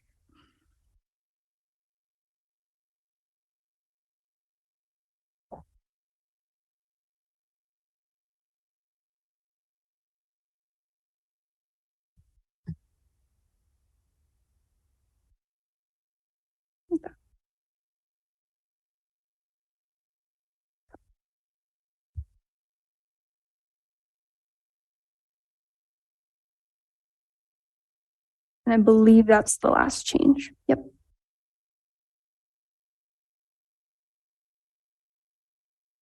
Elaine, could you go over noxious weed again? Yeah. So this we incorporated after learning that the state versus county. We wanted that outside of this so we can update it on the fly. Yeah, that would also be included as well. Oh, hang on. So the link, you mean the link to the list? That would be line 110. Hang on. So we'd link this. This would be a link. The plants would be a link to our living list of plants. Yep.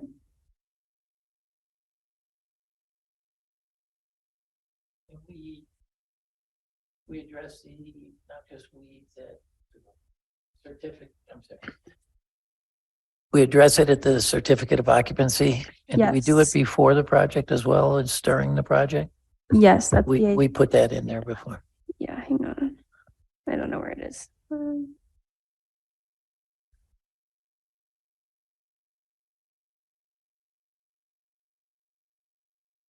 Yeah, so all noxious weeds as identified by the state of Utah or Summit County shall be removed from the property in a manner acceptable to the city and Summit County regardless of development state. So that's continual, and then all noxious weeds shall be removed prior to issuance of certificates of occupancy, which was previously in there. Thank you.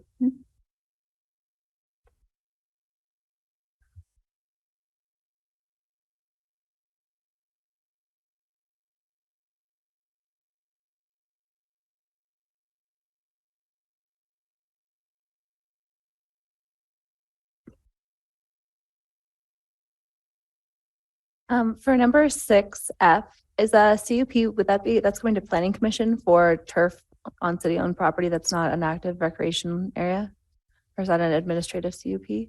since it'd be determined by the planning director? That would be no, it should just be a full CUP. It usually would depend on the use.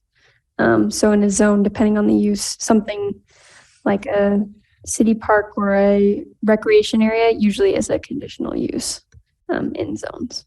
So it would come to you all. And that's currently how it does come to us for a regular CUP. Yeah, I don't know off the top of my head what zone correlates, what the use is in which zone, but typically yes.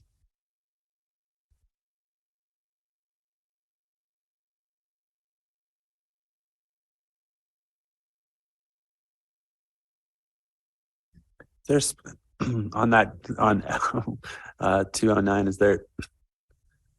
there's a space between A and ply? Yes, Is that I right? deleted that. Okay, sorry, I can't see that. Oh, sorry. I got No, it. no, you're wrong. good. I can see it on here. I just was like, Yes, it was apply. So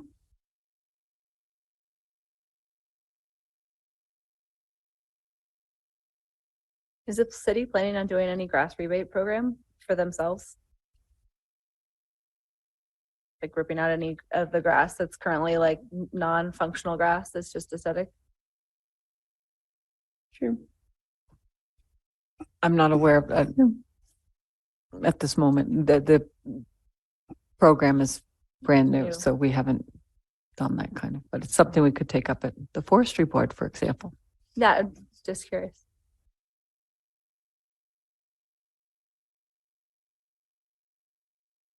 Phil, do you have more? You're writing? no, I'm fine. I'm just crossing things off my list. Okay. Do you have more? Are you good?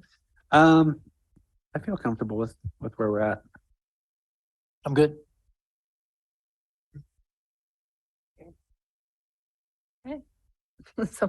Someone make a motion?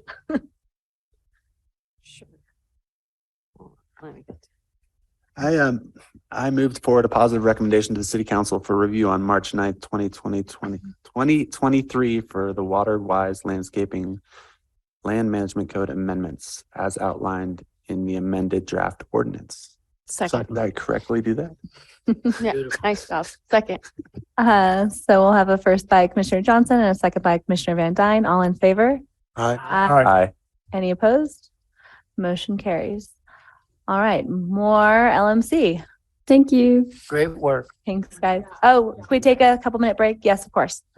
Planning Commission will take a few minutes for a break.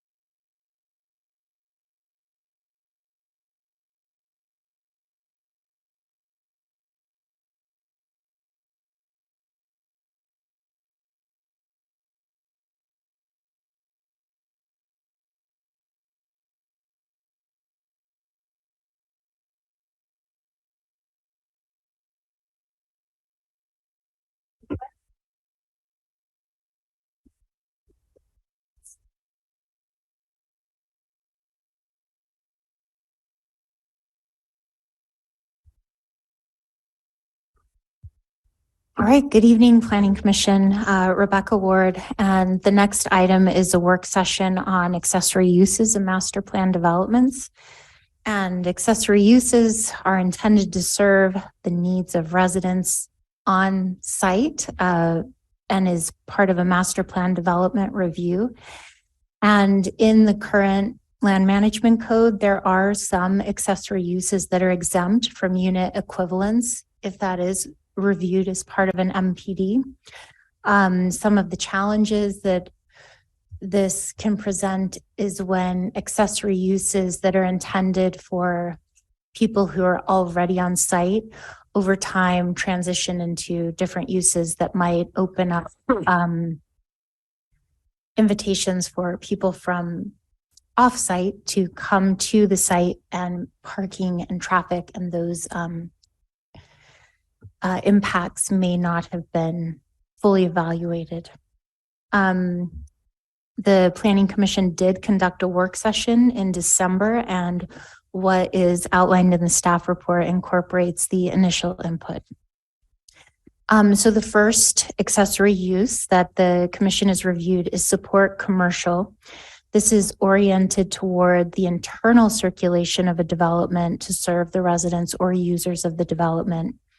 It can be up to 5% of the total project square footage, with another 5% for meeting space.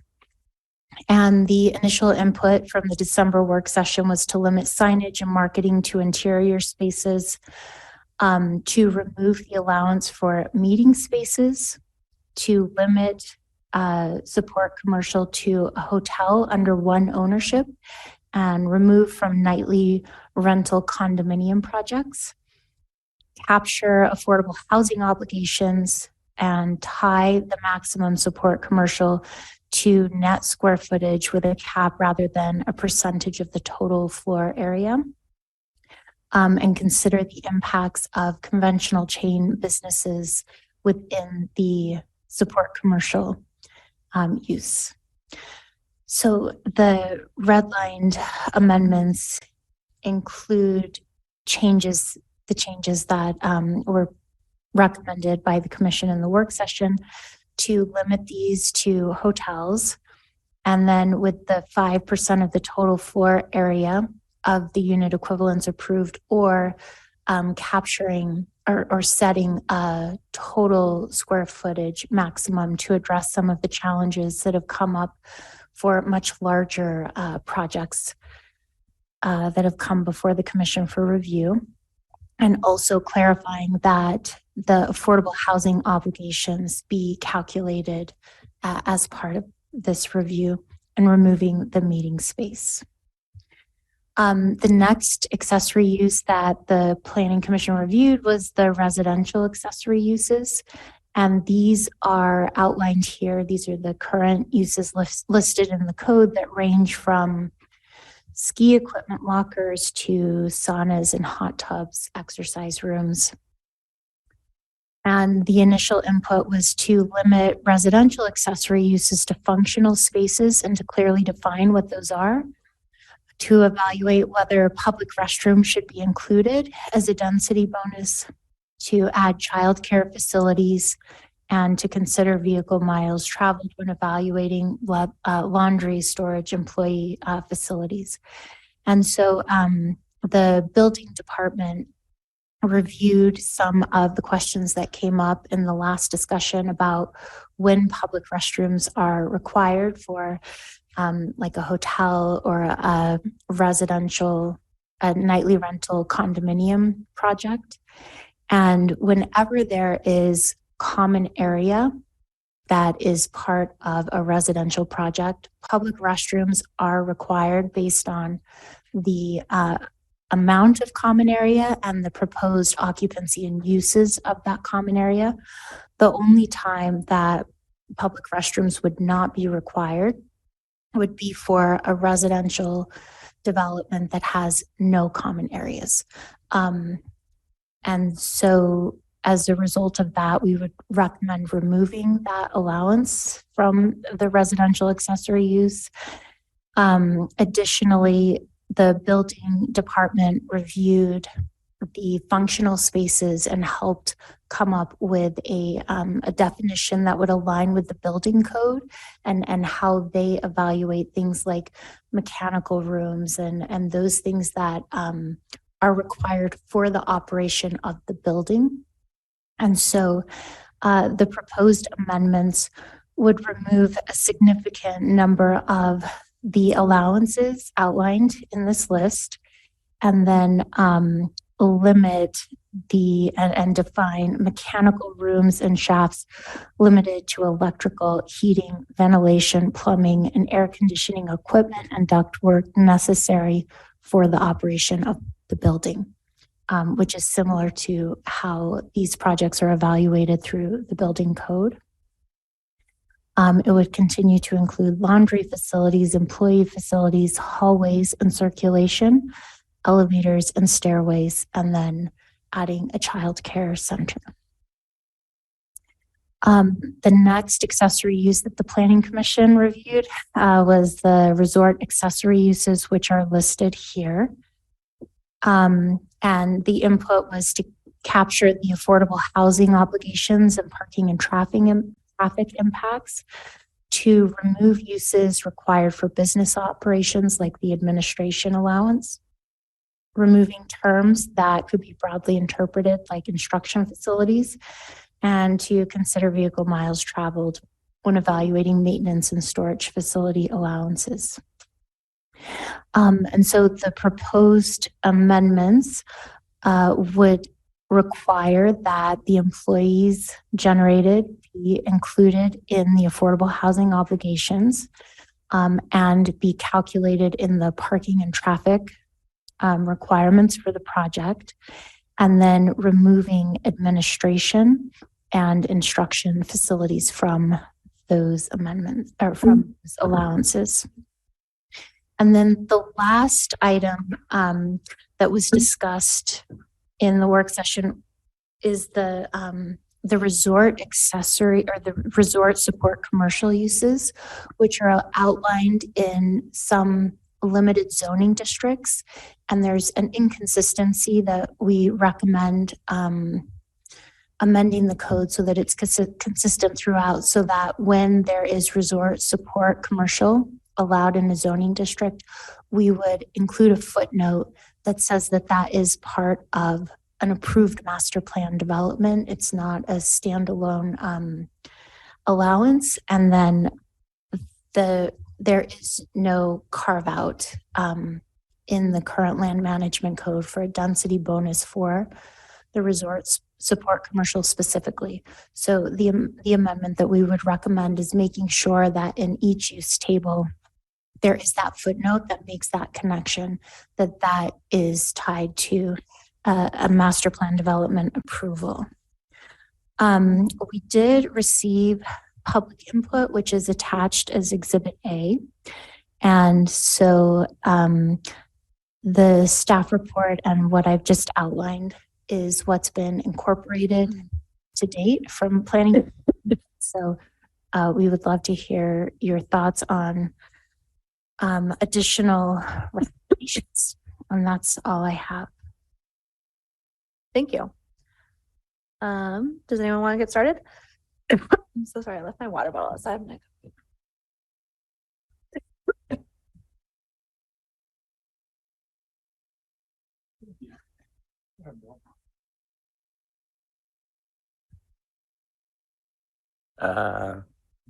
Yeah, I guess I could just run through the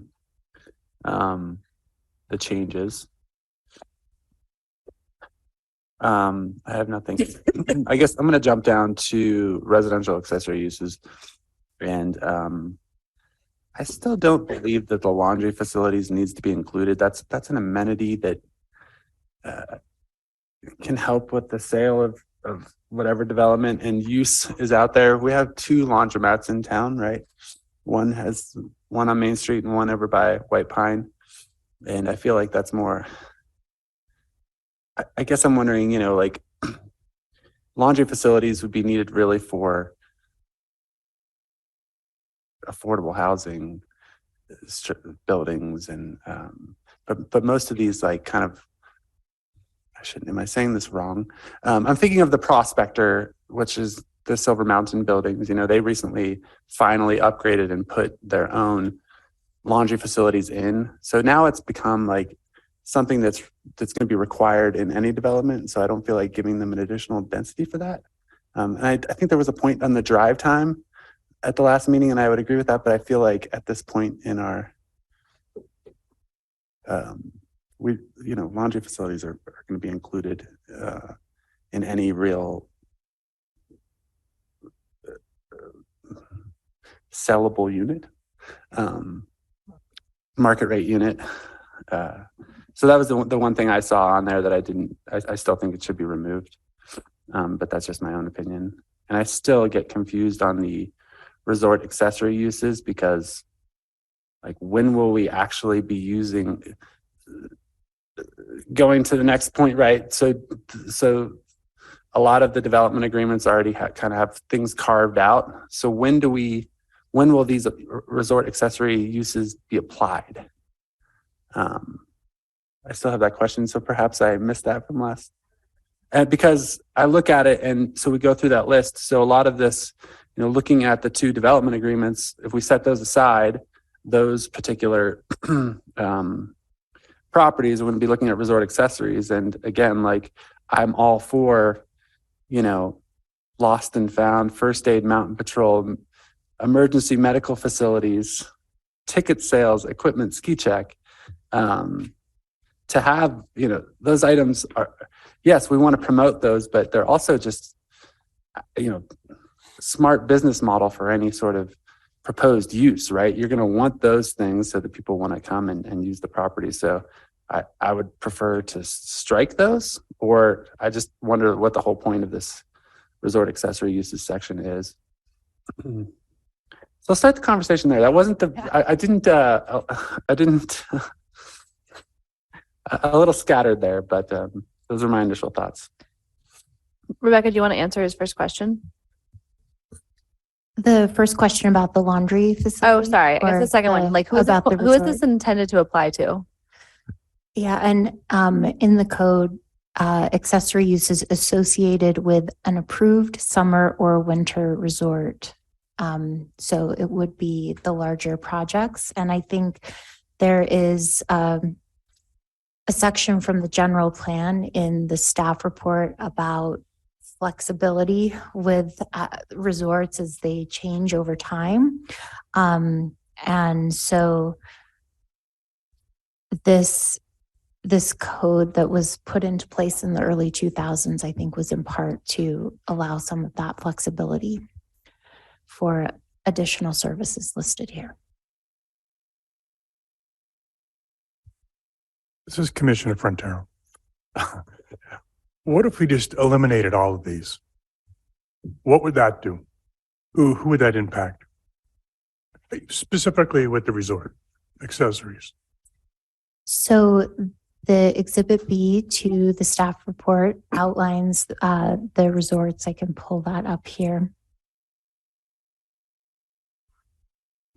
So is your question specific about resort or all of the accessories? It's really, it goes back to Commissioner Johnson's point, which is some of these, to me, and I agree, are just good amenities to offer as a business. So why are we giving them the ability to not claim that as density? And so I'm just looking at the list, and I thought I can make the argument I'm making now on all of these items. So how, I guess I'm trying to understand how did this list get created? And should we consider eliminating all of these? I mean, I know it's kind of a radical point, but maybe just discussing why they even exist might be a helpful discussion. So can I jump in? To start with, you have which has been defined as functional usage for this space, elevator space, hallway space, other kinds of things. So you have the functional aspects of a building. And then what I find is that you want to balance it with the community good cause. You want to go back to good cause. Okay. So I think I spoke from last time was, let's take the daycare. We're in a desperate situation for daycare. So do I want to have these employees to have daycare? Yes. Do I want to have the community around it maybe to be allowed daycare? Yes. So on those kind of things, that's the way I've looked at it. So there's a certain amount that's functional for the building, and then there's the other that I look for good cause and also to balance it as well for, from the development side. I just don't want to say, hey, all of this counts for your density, and then not have the ability to bring something to the community in here. Would you consider narrowing it? Because I think most of the things on this list should just be part of your density. I'm having a hard time convincing For the myself it's resort not. specifically? Specifically for resorts. I mean, I think, may I? Yeah. I think you bring up a good point, and JK too. So you could look at these and say, well, here's public lockers, public restrooms, employee locker rooms, employee break rooms, employee dining areas, scratch ski school, daycare facilities, scratch ticket sales, equipment ski check, scratch that. And you've pretty much got your, that's a benefit to the community. So we'll give you additional density wherever this applies to. Is that, do you agree with that? I think we've also limited the density in getting here for a lot of these things as well. So Commissioner Sig's opinion. Yeah, that's Commissioner Sig. And I think a lot of these, as they, I think the spirit here is to eliminate free profit centers. I mean, we're talking about someone else's business model. And why not just build 2 less condos and put whatever uses you feel are going to be, shake your money maker in your volumetrics. I agree with that. It just seems to me that, to offer this freebie, because that daycare center is going to be leased to a daycare operator. It's not going to be at $3 a square foot. It's going to be at the market, whatever the rate is, right? They're certainly not going to run the daycare center. So how does that benefit really translate to a community benefit, unless it was, for example, contributed as a community benefit in exchange for something? But I think for us to be involved in, an allowance for someone's business as an incentive to someone's business model, like let's put a bowling alley in. So instead of charging $700 a foot, we can charge $900 a foot for our condos. It makes no sense. But if they want the bowling alley, put it in your volumetric and build 2 less condos and make your numbers work. So you're arguing that we pare down the list dramatically, perhaps? Exactly. Okay. I'm on board on that line of thinking, by the way. Okay. I'm going to be at the other end. For the resort specifically, I don't even know this is going to apply because Deer Valley and PCMR are already in development agreements. But hypothetically, if a third resort were to come along and not have one, we'll just go from that point. So I don't need to get into this too much. But along the lines of, if you're a business person and you can sell 2 more condos, then why are you going to have a really nice emergency facility or daycare facility or day lockers for the day skiers? You're not going to do it because you're going to make more money if you have a nice condo that you can sell for $5 million. So you're not going to have day use lockers for the public. I disagree. So for me, I disagree. I think the businesses know what their clientele wants, and they'll provide it if it makes business sense. And if it doesn't make business sense, it shouldn't be a freebie on their density. It should be in their model and not our, thinking model. It should be within their business model. I mean, for some of the things administration, yes, we don't need to have that in there, but I just think that I would like to encourage good public, nice lockers and public restrooms, and they're not really making any money off of having nice public restrooms appropriately sized. So you think we have to give them density to provide yes, I public think that restrooms because you think they won't provide them? No, they will do the minimum. It's required by code, and they will not make them nice and sufficient for their users if they have to compromise what they could sell for a very high luxury condo instead. can have a condo versus a nice public bathroom. You're gonna sell it. Yeah, I agree. And it goes the same along with a daycare. Like, they're not No, gonna, they have zero obligation to put it in. Like, Okay, why would so they, they're not, they're daycare- still gonna make more money. I agree that there are a few items on the list. Yeah. I agree that daycare, I've heard daycare 4 times. I agree on daycare. And there's maybe 1 or 2 others that I would agree on. But the vast majority of that list is a freebie to the developer, then I'm not supporting that. I think if you walked into the public restroom and the Flagstaff or the paintbrush or the whatever those ones up in Empire, people who would look at it, what are you doing in here? This isn't a bathroom for you. Because those are condo projects that really don't have a public presence to them. There's no reason when you're going to Silver Strike lift that you would wander into, the paintbrush 6-story stacked unit. Unless you were going to visit somebody and then use the bathroom, and code probably provides that they have to have those types of facilities. But I think to misconstrue what you might perceive as a public restroom that you might see at a bus stop or at the base of the resort is a little different than what you might see in the volumetric of one of the buildings built in Deer Valley, one of the mid-rise buildings that are there. Yeah. Well, I do think there are a couple distinctions. One, are we talking about just resort commercial? Or the port commercial? Or are we talking about all of them, right? Because the ski resort base for a public restroom is a different than a nightly condominium complex that's essentially private. I do agree with you in that regard. But if we're just going to talk about, what would we like to talk about first? I feel like we should go by each category maybe first. Do that. Is that like what do you think is the most efficient way to go through this, Rebecca? Yeah, that would be great. Why don't we start with the support commercial? Okay. So we're just going to stick with these uses and this part of the code. Can you call it up, Rebecca, on the screen? So the support commercial, the input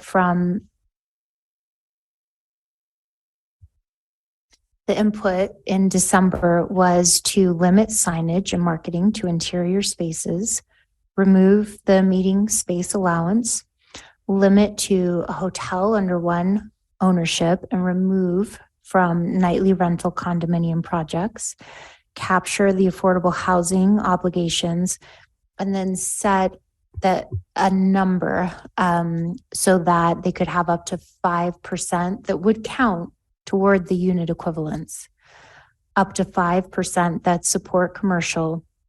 And then within that, or he establish a square footage cap, because one of the challenges from a previous project is it was a very, very large development. And so 5% ended up being a significant amount of square footage.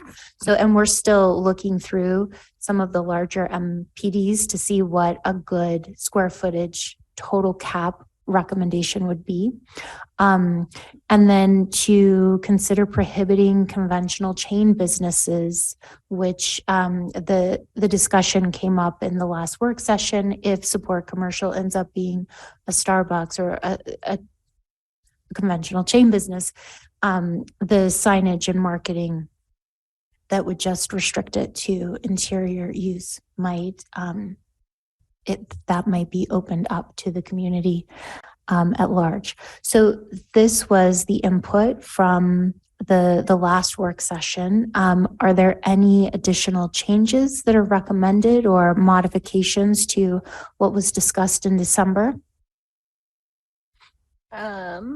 I'll start. I think it's good. I think when you look at the actual code that as you proposed it, we're just missing the limitation on signage unless it's in another portion of the code. Yeah, we would add that. Okay. Yes. But I do like the portion that you added for the chain limitation, and I think removing of the meeting space is fine. And then having it be calculated, even if it is done from UEs, that it would still apply for the affordable housing component. Is that, I feel like we had pretty good consensus on this portion of this whole amendment last time. What do you guys think? I agree with Chair Hall. Okay. I agree as well. I like that you guys are looking into a square footage cap for the larger projects, and I think that'll be beneficial. to have that number so that the big projects can't go over. Anything else on support commercial? Within hotels, that's the portion that I was just looking at. This would be just for hotels, so that nightly rental condominium allowance would be removed. Mhm. Yeah, if we just added the signage portion, I'd be happy to approve it tonight. And we're not noticed for a public hearing. This Has to particular come. portion, yes. Yeah, I know it's just a work session, but yeah, otherwise I think that Okay, it totally reflects what we had consensus on last time. agreed. The next was the residential accessory uses. This is the current list in the code. And the input was to limit these to functional spaces and define those. This is where the public restrooms came into discussion. It was specific to the residential accessory uses, and that's where the building department is clarified. If there's any common area in a residential development, whether it's for nightly rentals or full-time residents, it's the common area, the occupancy and the use of that common area that's going to trigger the public restroom requirement. And the only time that that would not be required is if there is no common area. To add childcare facilities to the list, and then the laundry facilities were a point of discussion in the last work session. So currently laundry facilities are still in residential accessory uses. And we have removed everything except for mechanical rooms and shafts, which is proposed to be defined as shown here in red. Laundry facilities, employee facilities, hallways and circulation, elevators and stairways, and then adding a child care center. So for residential accessory uses, are there additional modifications recommended? Can you go back to that list for a second? Sorry. Yes. Would you like to see the list that's in code right now, or this one? No. Yeah, I think we've stripped it down. I'm good with what you have there, and I would include the laundry. Can you see which ones are being struck in? I believe so. And this applies to the nightly condominium complexes. This all residential accessory, so all residential uses, this applies. So that would apply to, can you give me that group of people, like? So even long-term rental project, any residential use, multi-unit dwelling. Why do we allow hallways and circulation to be an exception? So it's so as we discussed in December, the density is dependent on the underlying zoning district, and in the city, it's established in different ways. So unit equivalents, specifically for a residential unit equivalent, 1 unit equivalent is 2,000 square feet of residential use. So that allows applicants to plan for they get 2,000 square feet for 1 unit equivalent, but they are still confined within the site for things like height, setbacks, if there's a floor area ratio, whatever the underlying zoning is. So they're still having to meet the volumetrics, whatever constraints are in place through the underlying zoning. The MPD code gives a little bit of flexibility where you can look at a larger development holistically to see how those unit equivalents are best suited for the site. And then you still have setbacks and all of those additional regulations which continue to apply. Yeah, I'm still struggling with that. I think if an MPD is granted certain amount of density and that's approved, and they're going to build 2-story, 100 units, it seems to me that you need to factor in your elevators and stairways and hallways into that. And I'm just having a hard time, conceptually agreeing to having developers have that as a freebie that doesn't count against density. If you want to build 100 units, you have to sketch it out so you have hallways and circulation and elevators and stairways included. That's how I feel.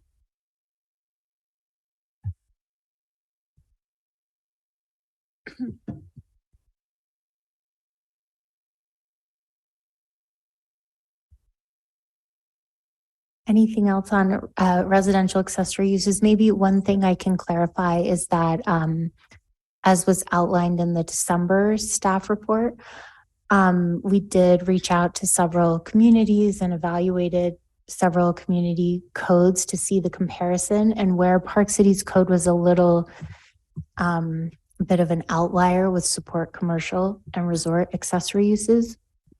It is common for these mechanical rooms, these areas that are required for the function of the building to be carved out for that exception. The original list was much more expansive than what was comparable to other communities, but this was the one comparison where Park City was similar to what other communities have in place where these are carved out. Okay, so like, that was my question. Is there anyone that doesn't include like hallways, mechanical? I'm sure there are, but from those communities that we wasn't reached any. out to, this was very common that there was some sort of exception. And again, it depends on how the community looks at the underlying density.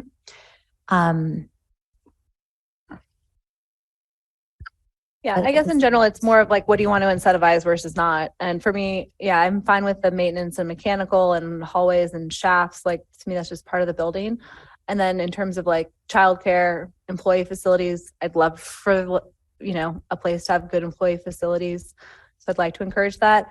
I'm happy to, be flexible on like a concierge or, something like that. And I mean, I think telephone areas and business centers and administrative offices are probably like superfluous. So I feel like there's some things that I'd be happy to go away with, but I would like to incentivize like the employee and the child facilities. And then I do think it's more commonplace to exempt like mechanical maintenance hallways and stuff. I agree. I am good with this list as it stands right now.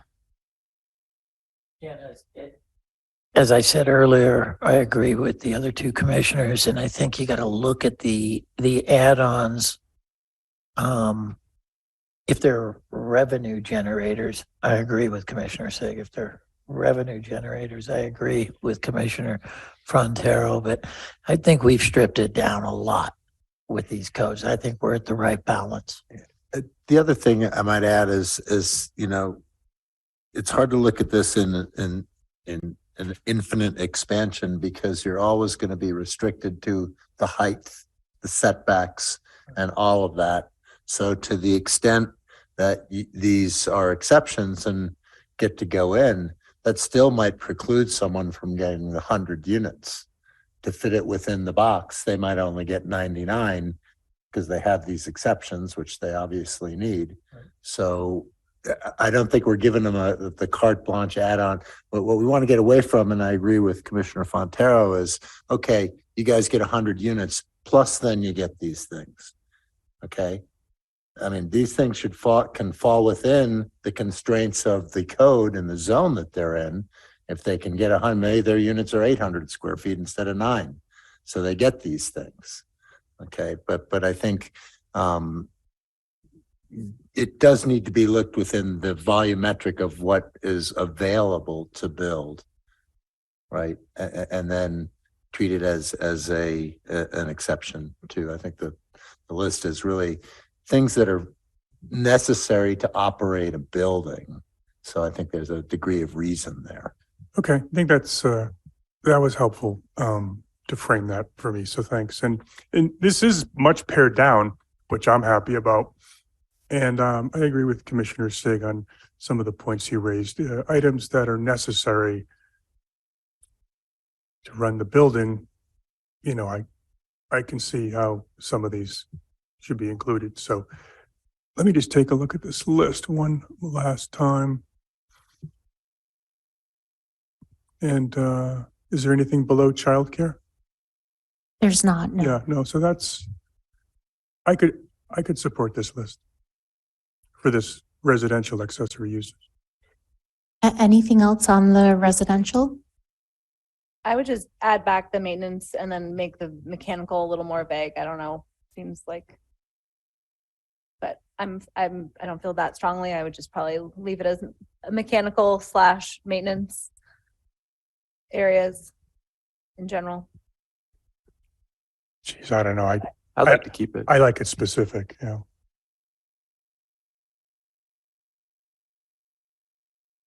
Okay, anything else on residential?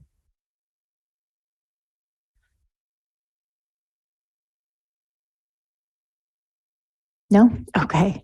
And then the last, the resort accessory uses, the capturing affordable housing obligations and parking and traffic impacts, removing administration, removing instruction facilities, and then it was the maintenance and storage that was a point of discussion in December.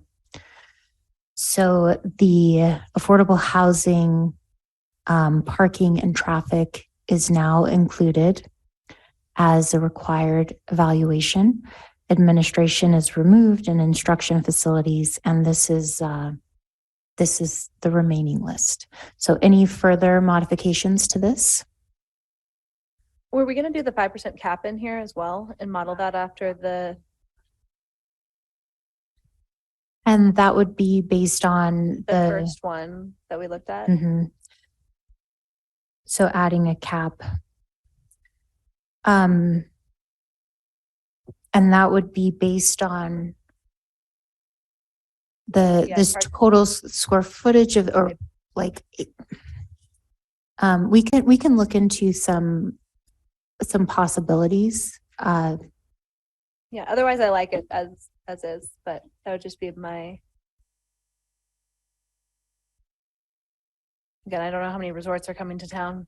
Yeah, I feel the same. I think that if we could have just like a cap or a generalization so that we still we still keep that resorts want to build these and not skimp on making them small, just so that they're not cutting into their other areas. I mean, ticket sales, do we really have to give them an allowance for a ticket sale booth? Shouldn't that be part of their business model? I mean, I know I'm nitpicking here, but I don't know. It just, well, I mean, that's just how I feel. I feel like that's a business use. They use that to sell tickets to raise revenue. That's just part of your business model.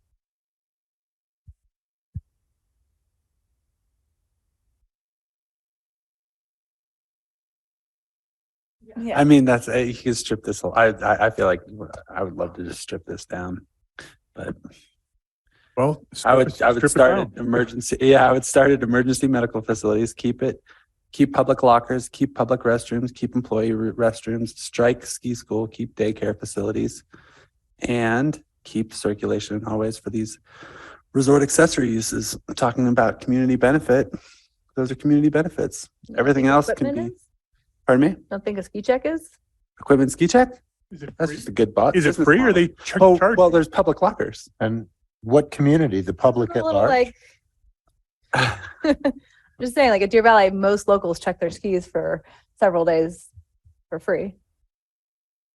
And then and then you can take transit. I mean, if you guys want to keep that in, I left my skis there all summer once, actually. I think I'm just looking, yeah, I'd be fine with that discussion, but that's where I'm at. I think that's where I'd pare it down. Yeah, I would still keep like the first aid mountain patrol.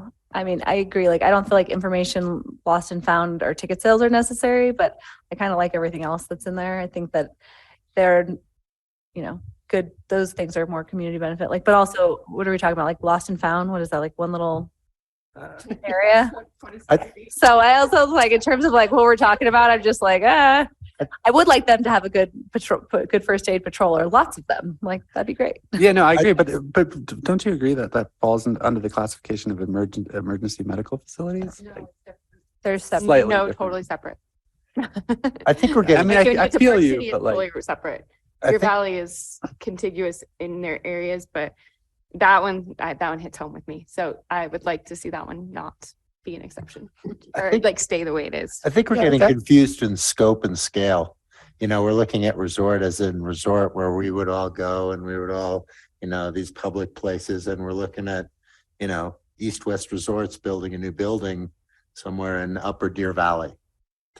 And so I think, I don't know if there's a way to bifurcate these two types of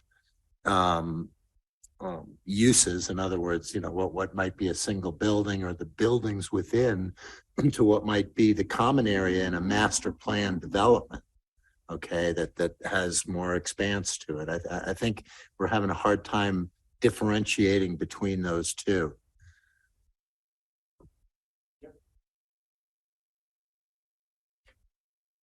Like, so could this list apply, you know, to Mayflower or something like that's coming over there? So this would just be a resort development agreement. That excludes Deer Valley and PCMR. That is correct. Within city limits. Within city limits, yes. Inside the Right, city so limits. it's just. So it wouldn't, That's why I'm like, I feel like we don't need to spend that much time on it because it's like, okay, great. Like if we can polish it up in 5 minutes, great. But I feel like even as is, it's just not that big of a deal for me. But do you want to move on to your next questions that are at probably the more critical ones anyways, at the bottom of the packet? Not the footnotes? well, the last question is that resort support commercial use, just making sure that in all of the use sections in the zoning districts that there be a footnote added that indicates it's allowed in the zone if it is approved as part of a master plan development. Okay. Sounds good.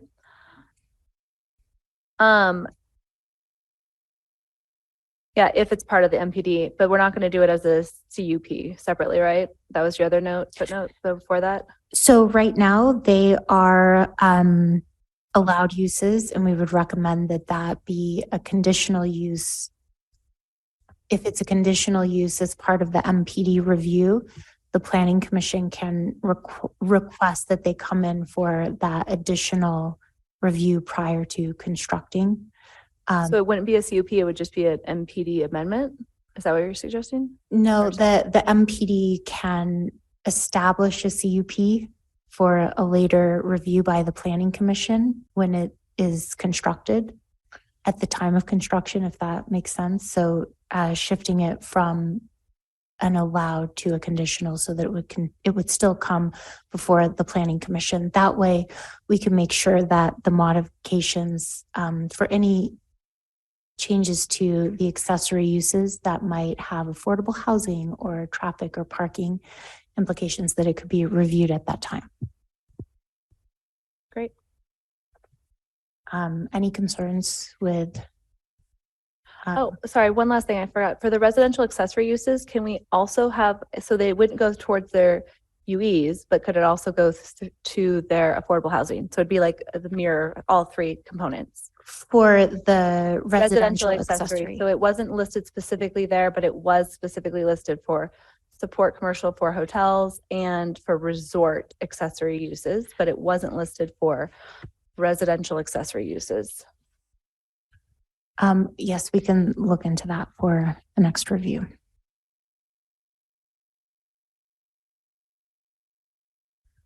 And my last question for you would be, so we've had the December work session, this work session.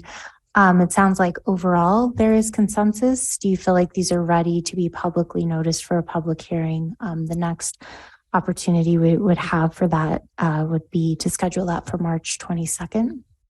Yeah. Yes. Okay. Yes.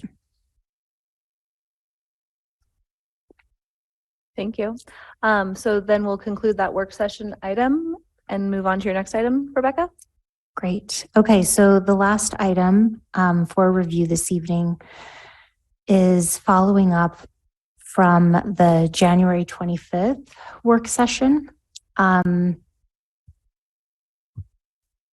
where one of the requests of amendments to review for this year is to go back and reevaluate the Affordable Master Plan Development Code now that the Planning Commission has reviewed the first project. And as outlined in the staff report, those amendments started in 2018, where the AMPD code was put into the Land Management Code in 1984, but there was never a project developed with the density bonus. And so in 2018, the City Council directed staff to hire a consultant to really figure out what it would take to incentivize development, either through private development or public-private partnership. And so Cascadia Partners completed 2 studies for the city to evaluate and establish that code. And so we're recommending that those studies be updated before the Planning Commission reviews future changes to this code, so that we have the updated market conditions and also additional analysis for things like there was a comment that right now up to 10,000 square feet of commercial use is allowed in an AMPD, and maybe there's an opportunity for that to increase. So we would propose that the study be updated to show the financial implications of increasing commercial uses and also how that impacts recommended parking reductions.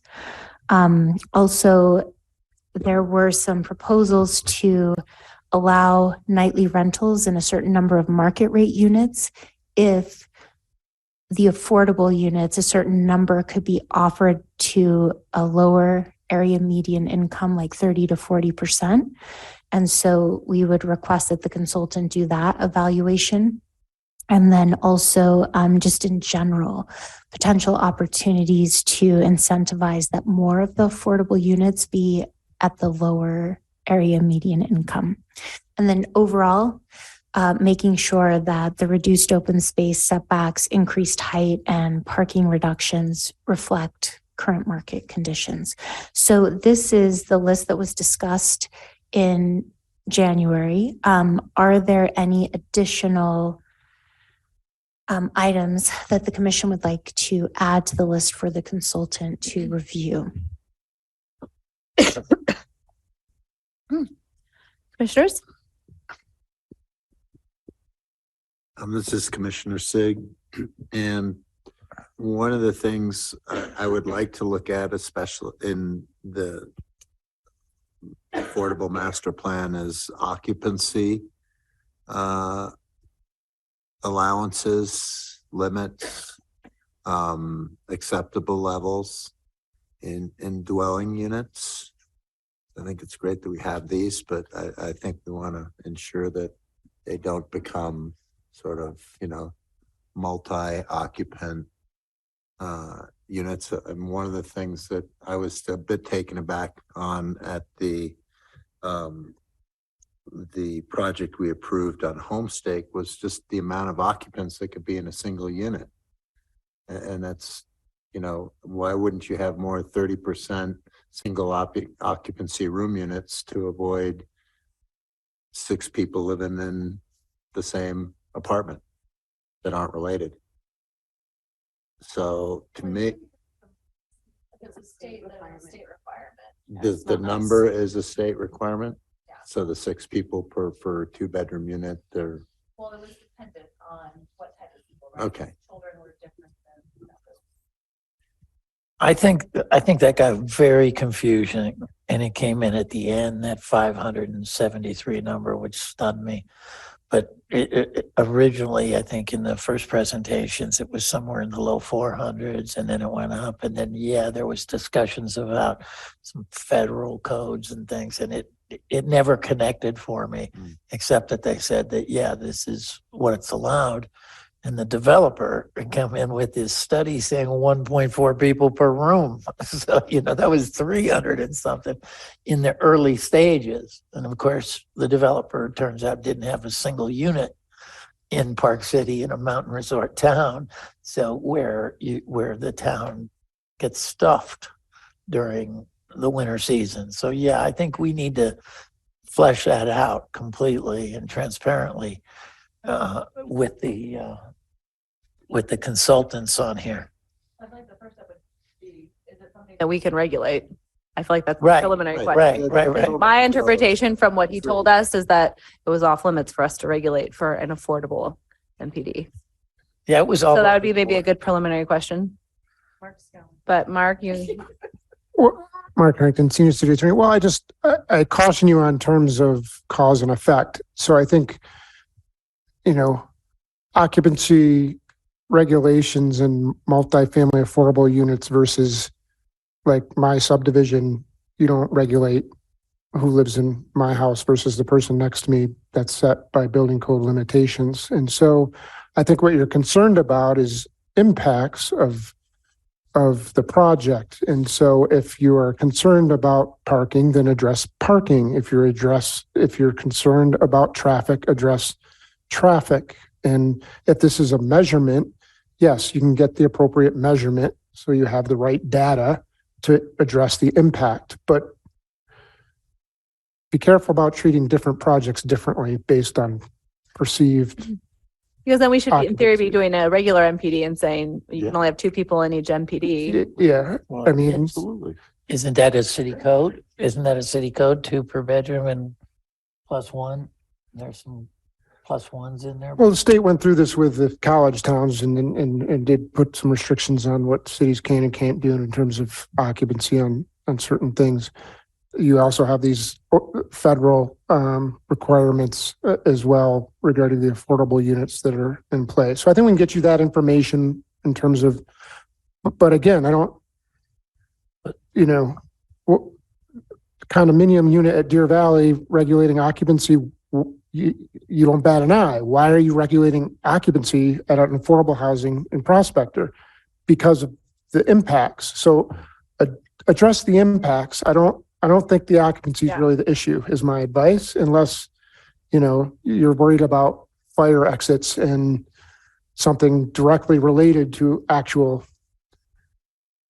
where Well, let's people answer, are. let's answer the question that Chair Hall has suggested. Let's answer that. Or is there?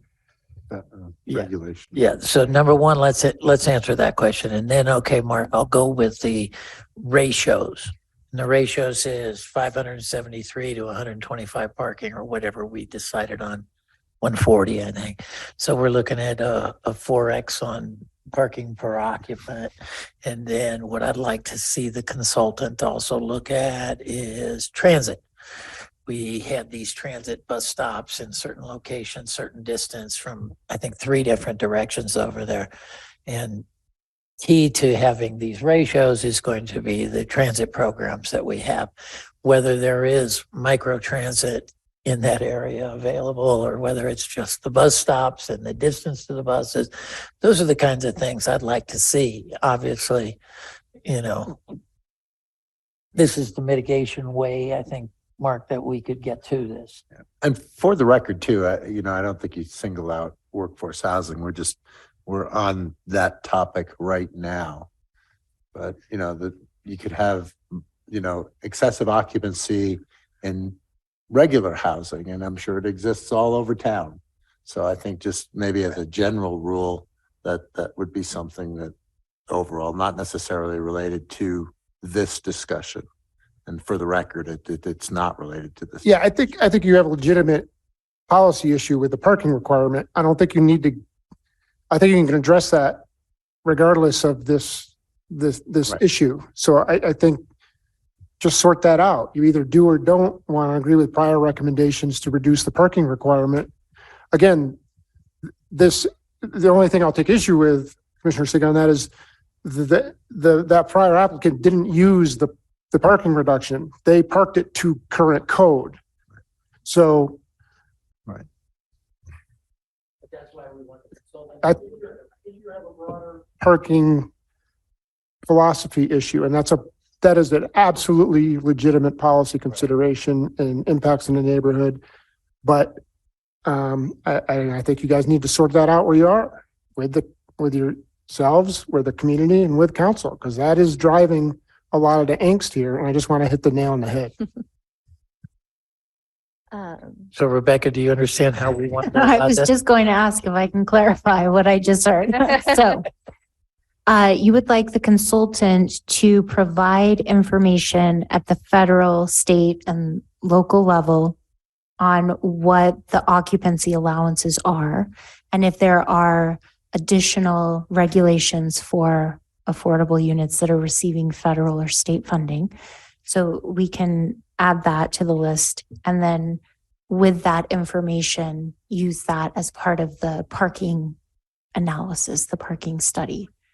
And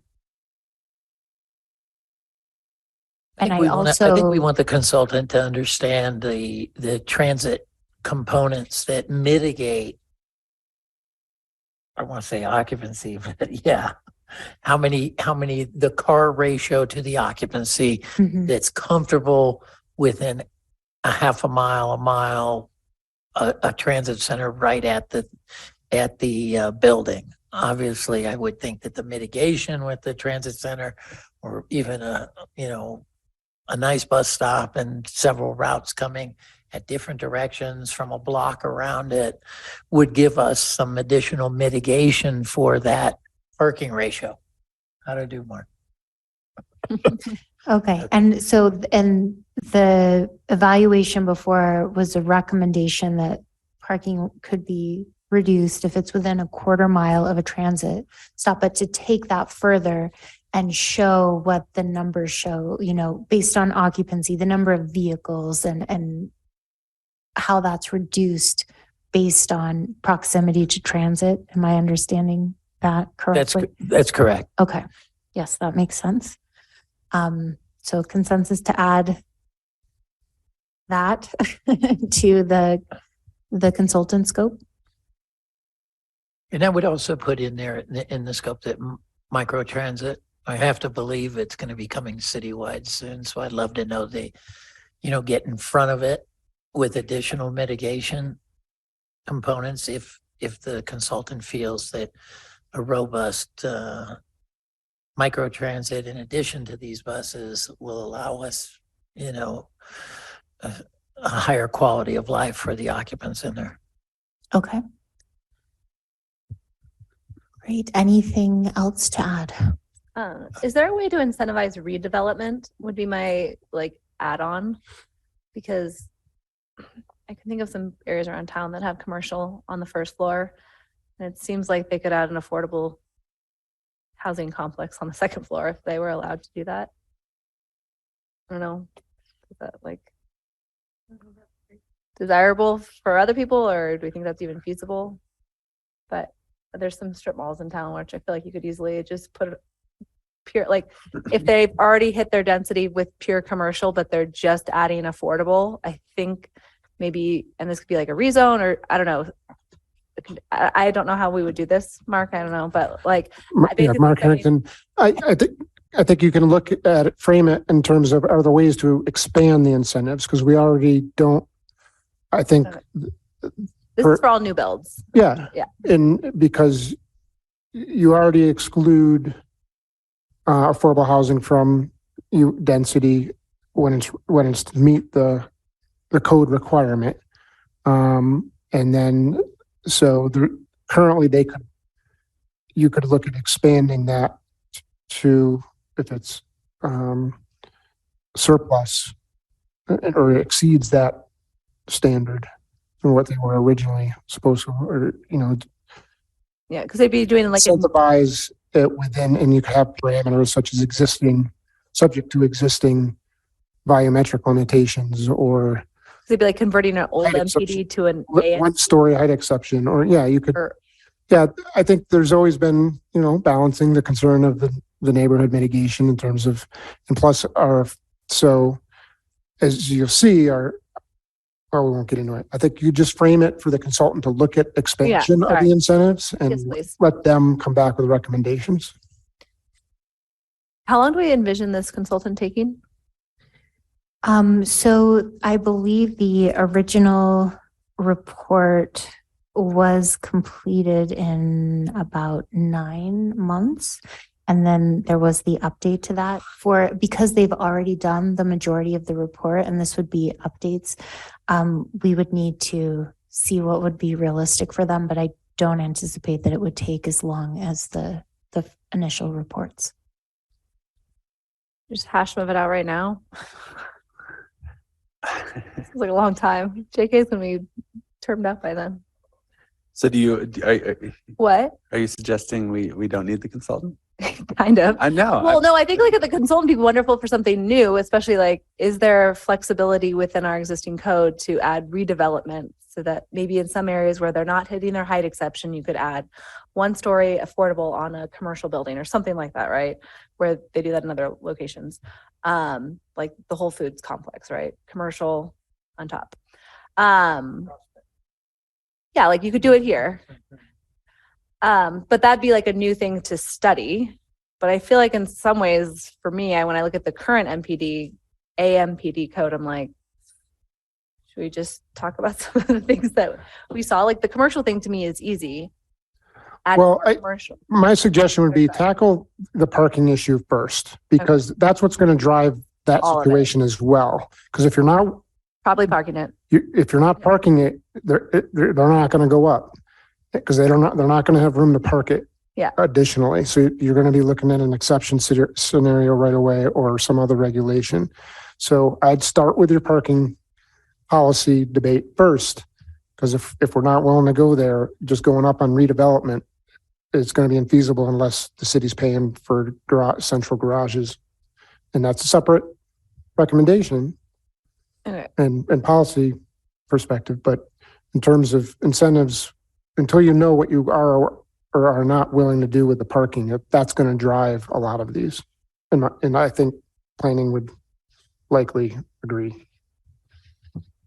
So can I wrap up the consulting thing since we're going, if we are going to go ahead and work with them, I was looking at the previous report. I would like them to broaden some of the examples. I think it would be good to revisit the Truckee, Mammoth, and Ketchum development examples to see how they've evolved. But I think we should eliminate Bend as an example.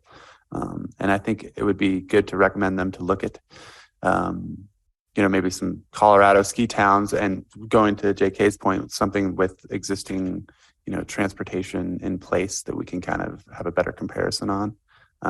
But they referenced Bend a lot, which is a 97,000 population. So just kind of looking at places like Silverthorne that just built an affordable housing kind of mixture, but they have transit integrated into it. It's very new. So just looking at different examples, they've seemed like they've stayed very much in their Pacific Northwest realm for this example. I would ask to look at something, some other resort towns. That's my comment. Do you guys agree with that? Yes, 100% agree with that. Great. Any other additions? I'd just say that, we would love not to park these, but we got to have the mitigation, and we have to know what we need to expect out of the mitigation from transit. So that's going to be a big component to it. And I think if they find some of these in these other communities, especially, the resort community, the winter resort communities, those are the ones we'd like to, try and emulate. Great. Anything else?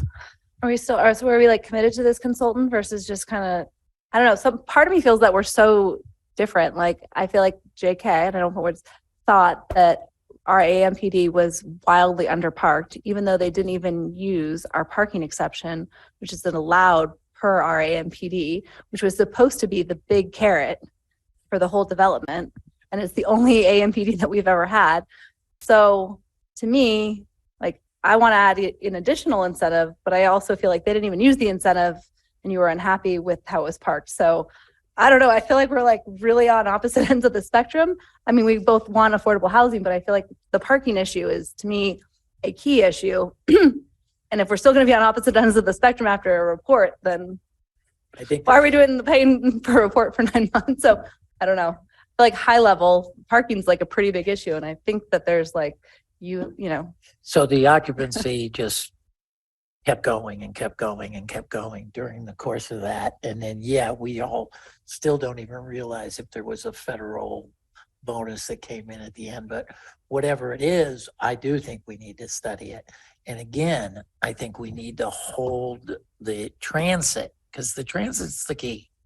And if the transit comes in and we know what the mitigation is needed from transit, then we're in a good place to do these things. But if we don't have an understanding of the transit skeleton coming in and out of the town and within the city from inside out, how does this family, you know, get to the market? Yeah, it's pretty close in this particular situation. They can walk and do different things, but we have to know what the mitigation is required for this transit from within the city, or we're not going to be able to do this. We're going to have to park it. And that's the last thing I think the city wants to do. Except for maybe over at Thames. I was just kidding, Mark. I was just kidding. I already saw your face. yeah.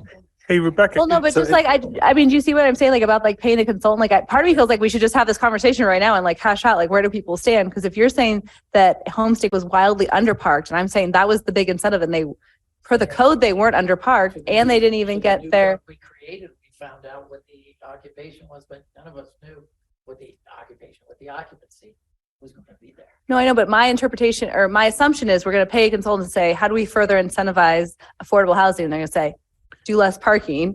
And you're saying already they currently don't have enough parking. And so We didn't underpark it per the units. And we may not have underparked it for the occupancy. We just don't know. I mean, this is the big thing. But per the units, we didn't underpark it. You follow me? right. So that's where we we're can't limit the balancing out. occupancy of That's how the we're units balancing out further. these new understandings we have with an AMPD. But so to your point, I'm not, just to jump in for a second, like reading the consultant's previous report, I was like, I imagine that we're going to go through this process and we're really not going to get that much different Well, I know, I like information. rereading, yeah. And so maybe is it worthwhile having a work session soon before hiring the consultant and working through some of these things? Or I just don't know how much mean, it 'cause I costs don't- to like, how much time, like, I assume it's a lot of money and time, but if we're like really far on other ends of the spectrum. Well, can we get the answer to the three questions first? Like what's required from local, state and federal with regards to affordable housing, occupancy and things like that? Like it's hard for us collectively, I think, to move forward unless we have some of the basic understandings of the guidelines of what's allowable. But I think we did hear that from the applicant last time, which was essentially, and our affordable housing team, which was, we can't limit occupancy further than what the state and federal allows, even if it then seems like it's gonna underpark our building, right? And so. If Yeah, so because we park on units, so it's just like, that's, If you can't limit yeah. if you can't limit occupancy, can you, that as an alternative, change the types of units you're delivering? In other words, the single use occupant unit that rents for less, that probably falls into the 30 to 40, which is why you might have multiple occupants in a larger unit. So you could use it as a basis for what you're looking, what type of units you need. Yeah, you need units for, the family with the kids and this and that.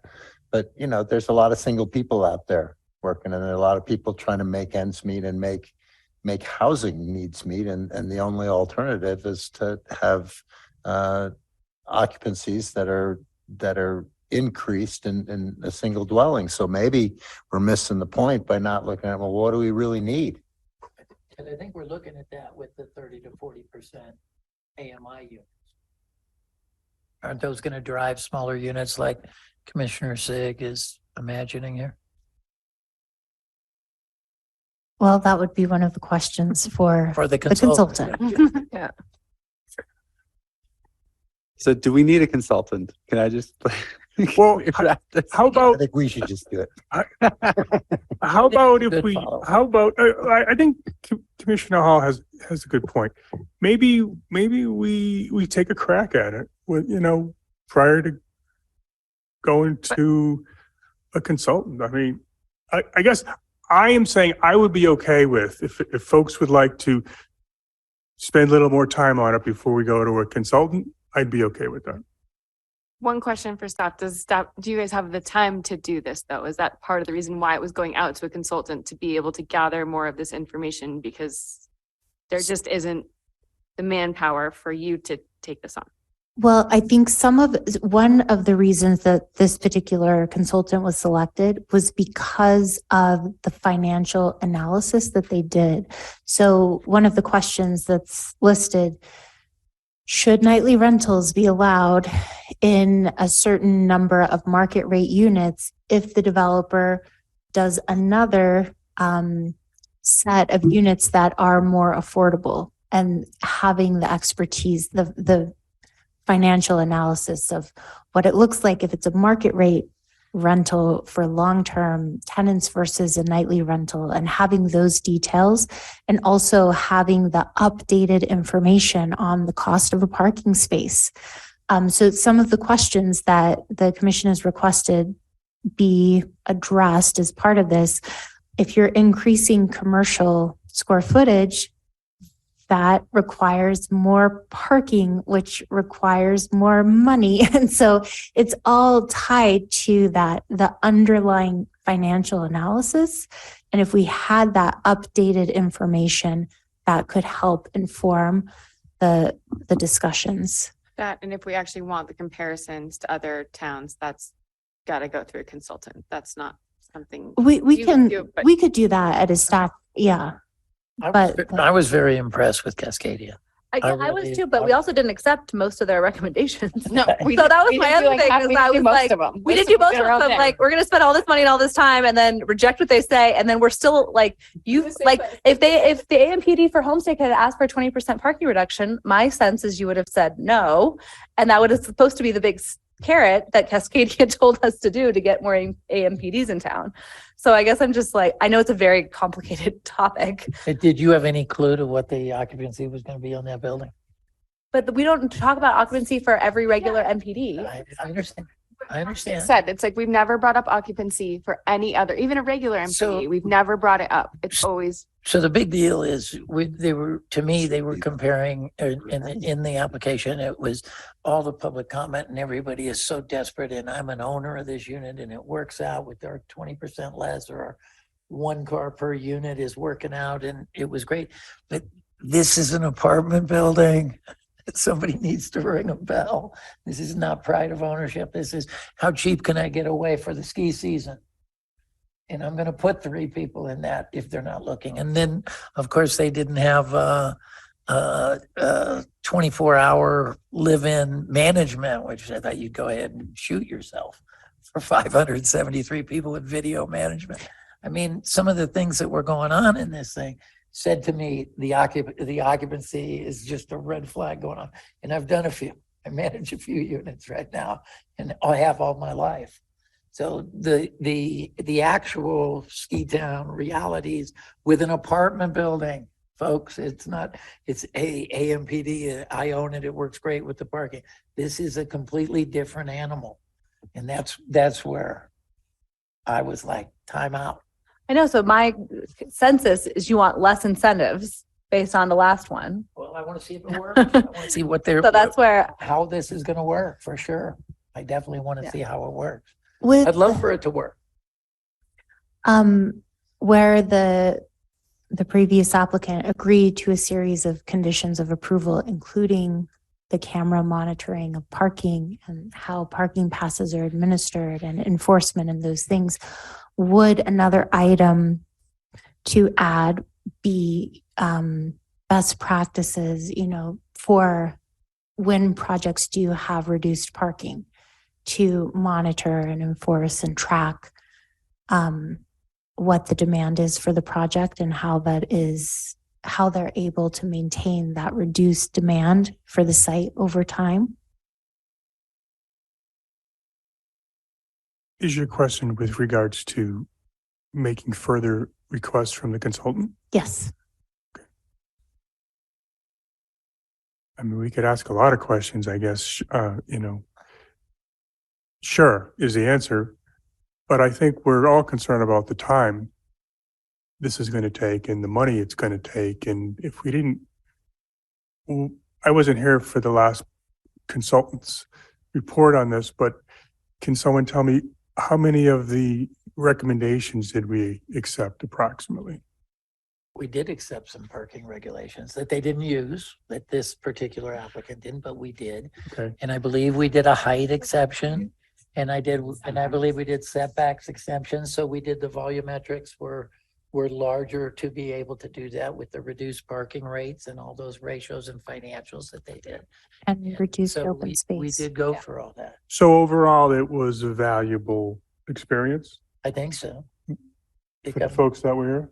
Sarah's had not one- convinced? Well, yeah, I guess we had one AMPD that didn't do the parking, which Cascadia said is the number one thing. Okay. And they didn't do the open space. So, no, I know they were allowed to. I mean, they're obviously in a different situation. I would really love to incentivize some private developers to come in here and build us some affordable housing. So I'm just like, what is that going to take? And it's hard to look at the one that's been approved because, it was a little bit of a stacked deck. I mean, I also came in late, but when the applicant is your city, essentially, you can't Well, they're do the anything landlord. but say yes. I mean, it is driven from the top. There was it a done complied with deal the before it got to us. I firmly disagree with that. and it Firmly compli- disagree with that as well. It complied with code and it didn't even ask for the reduction for open space or parking. So if you really thought it was the done deal, then they should have asked for a parking reduction and an open space reduction, which would have been code compliant. They didn't even ask for a variance, So are we gonna, Sorry. sorry, I'm gonna wrap this up. Please. Are we all on board with using the consultant? It sounds like it's gonna be a beneficial thing.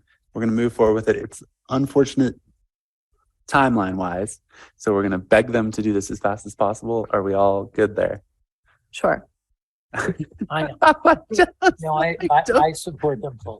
I mean, I just think we want to just give Rebecca some direction, or do we want Yes, to no, have a we should work have it. session, maybe like prioritize a work session and maybe do an extra Wednesday 1 month and just, no. Okay, so we're going to do the consultant. But the key is going to be to get the consultant to look at examples that are going to be relative. Relevant examples. Yes. Yorktown seasonal. They've really got to look outside their box and try to come up with something it's hard to be comparable, but I think we need to. Because we just, look, talking about Homestake, we have sighting issues and, our roads are narrow enough. So I know they use Bend with like the 45-degree angle parking stuff. It's like, that's not relevant to us. That's not even going to happen in the right way. So, Okay. those are my final thoughts. we're in Are we good? agreement that we'll move forward with the consultant. We'll ask for an expedited timeline. I'm sure they hear that a lot. Yeah, I think that's probably a good way to proceed. All right. Okay. Yeah, Jody? I'd love for them to see, a town where the pedestrian goals that we have are working. See if we can tap into some of those. Do you have all of your questions for us answered? Yes. All right. As far as the list that was outlined in the staff report, everyone is okay with that. And in addition to that, I have your input from tonight. Thank you. Okay. All right. Thank you. With that, do we have a motion to conclude this meeting? So moved. All right.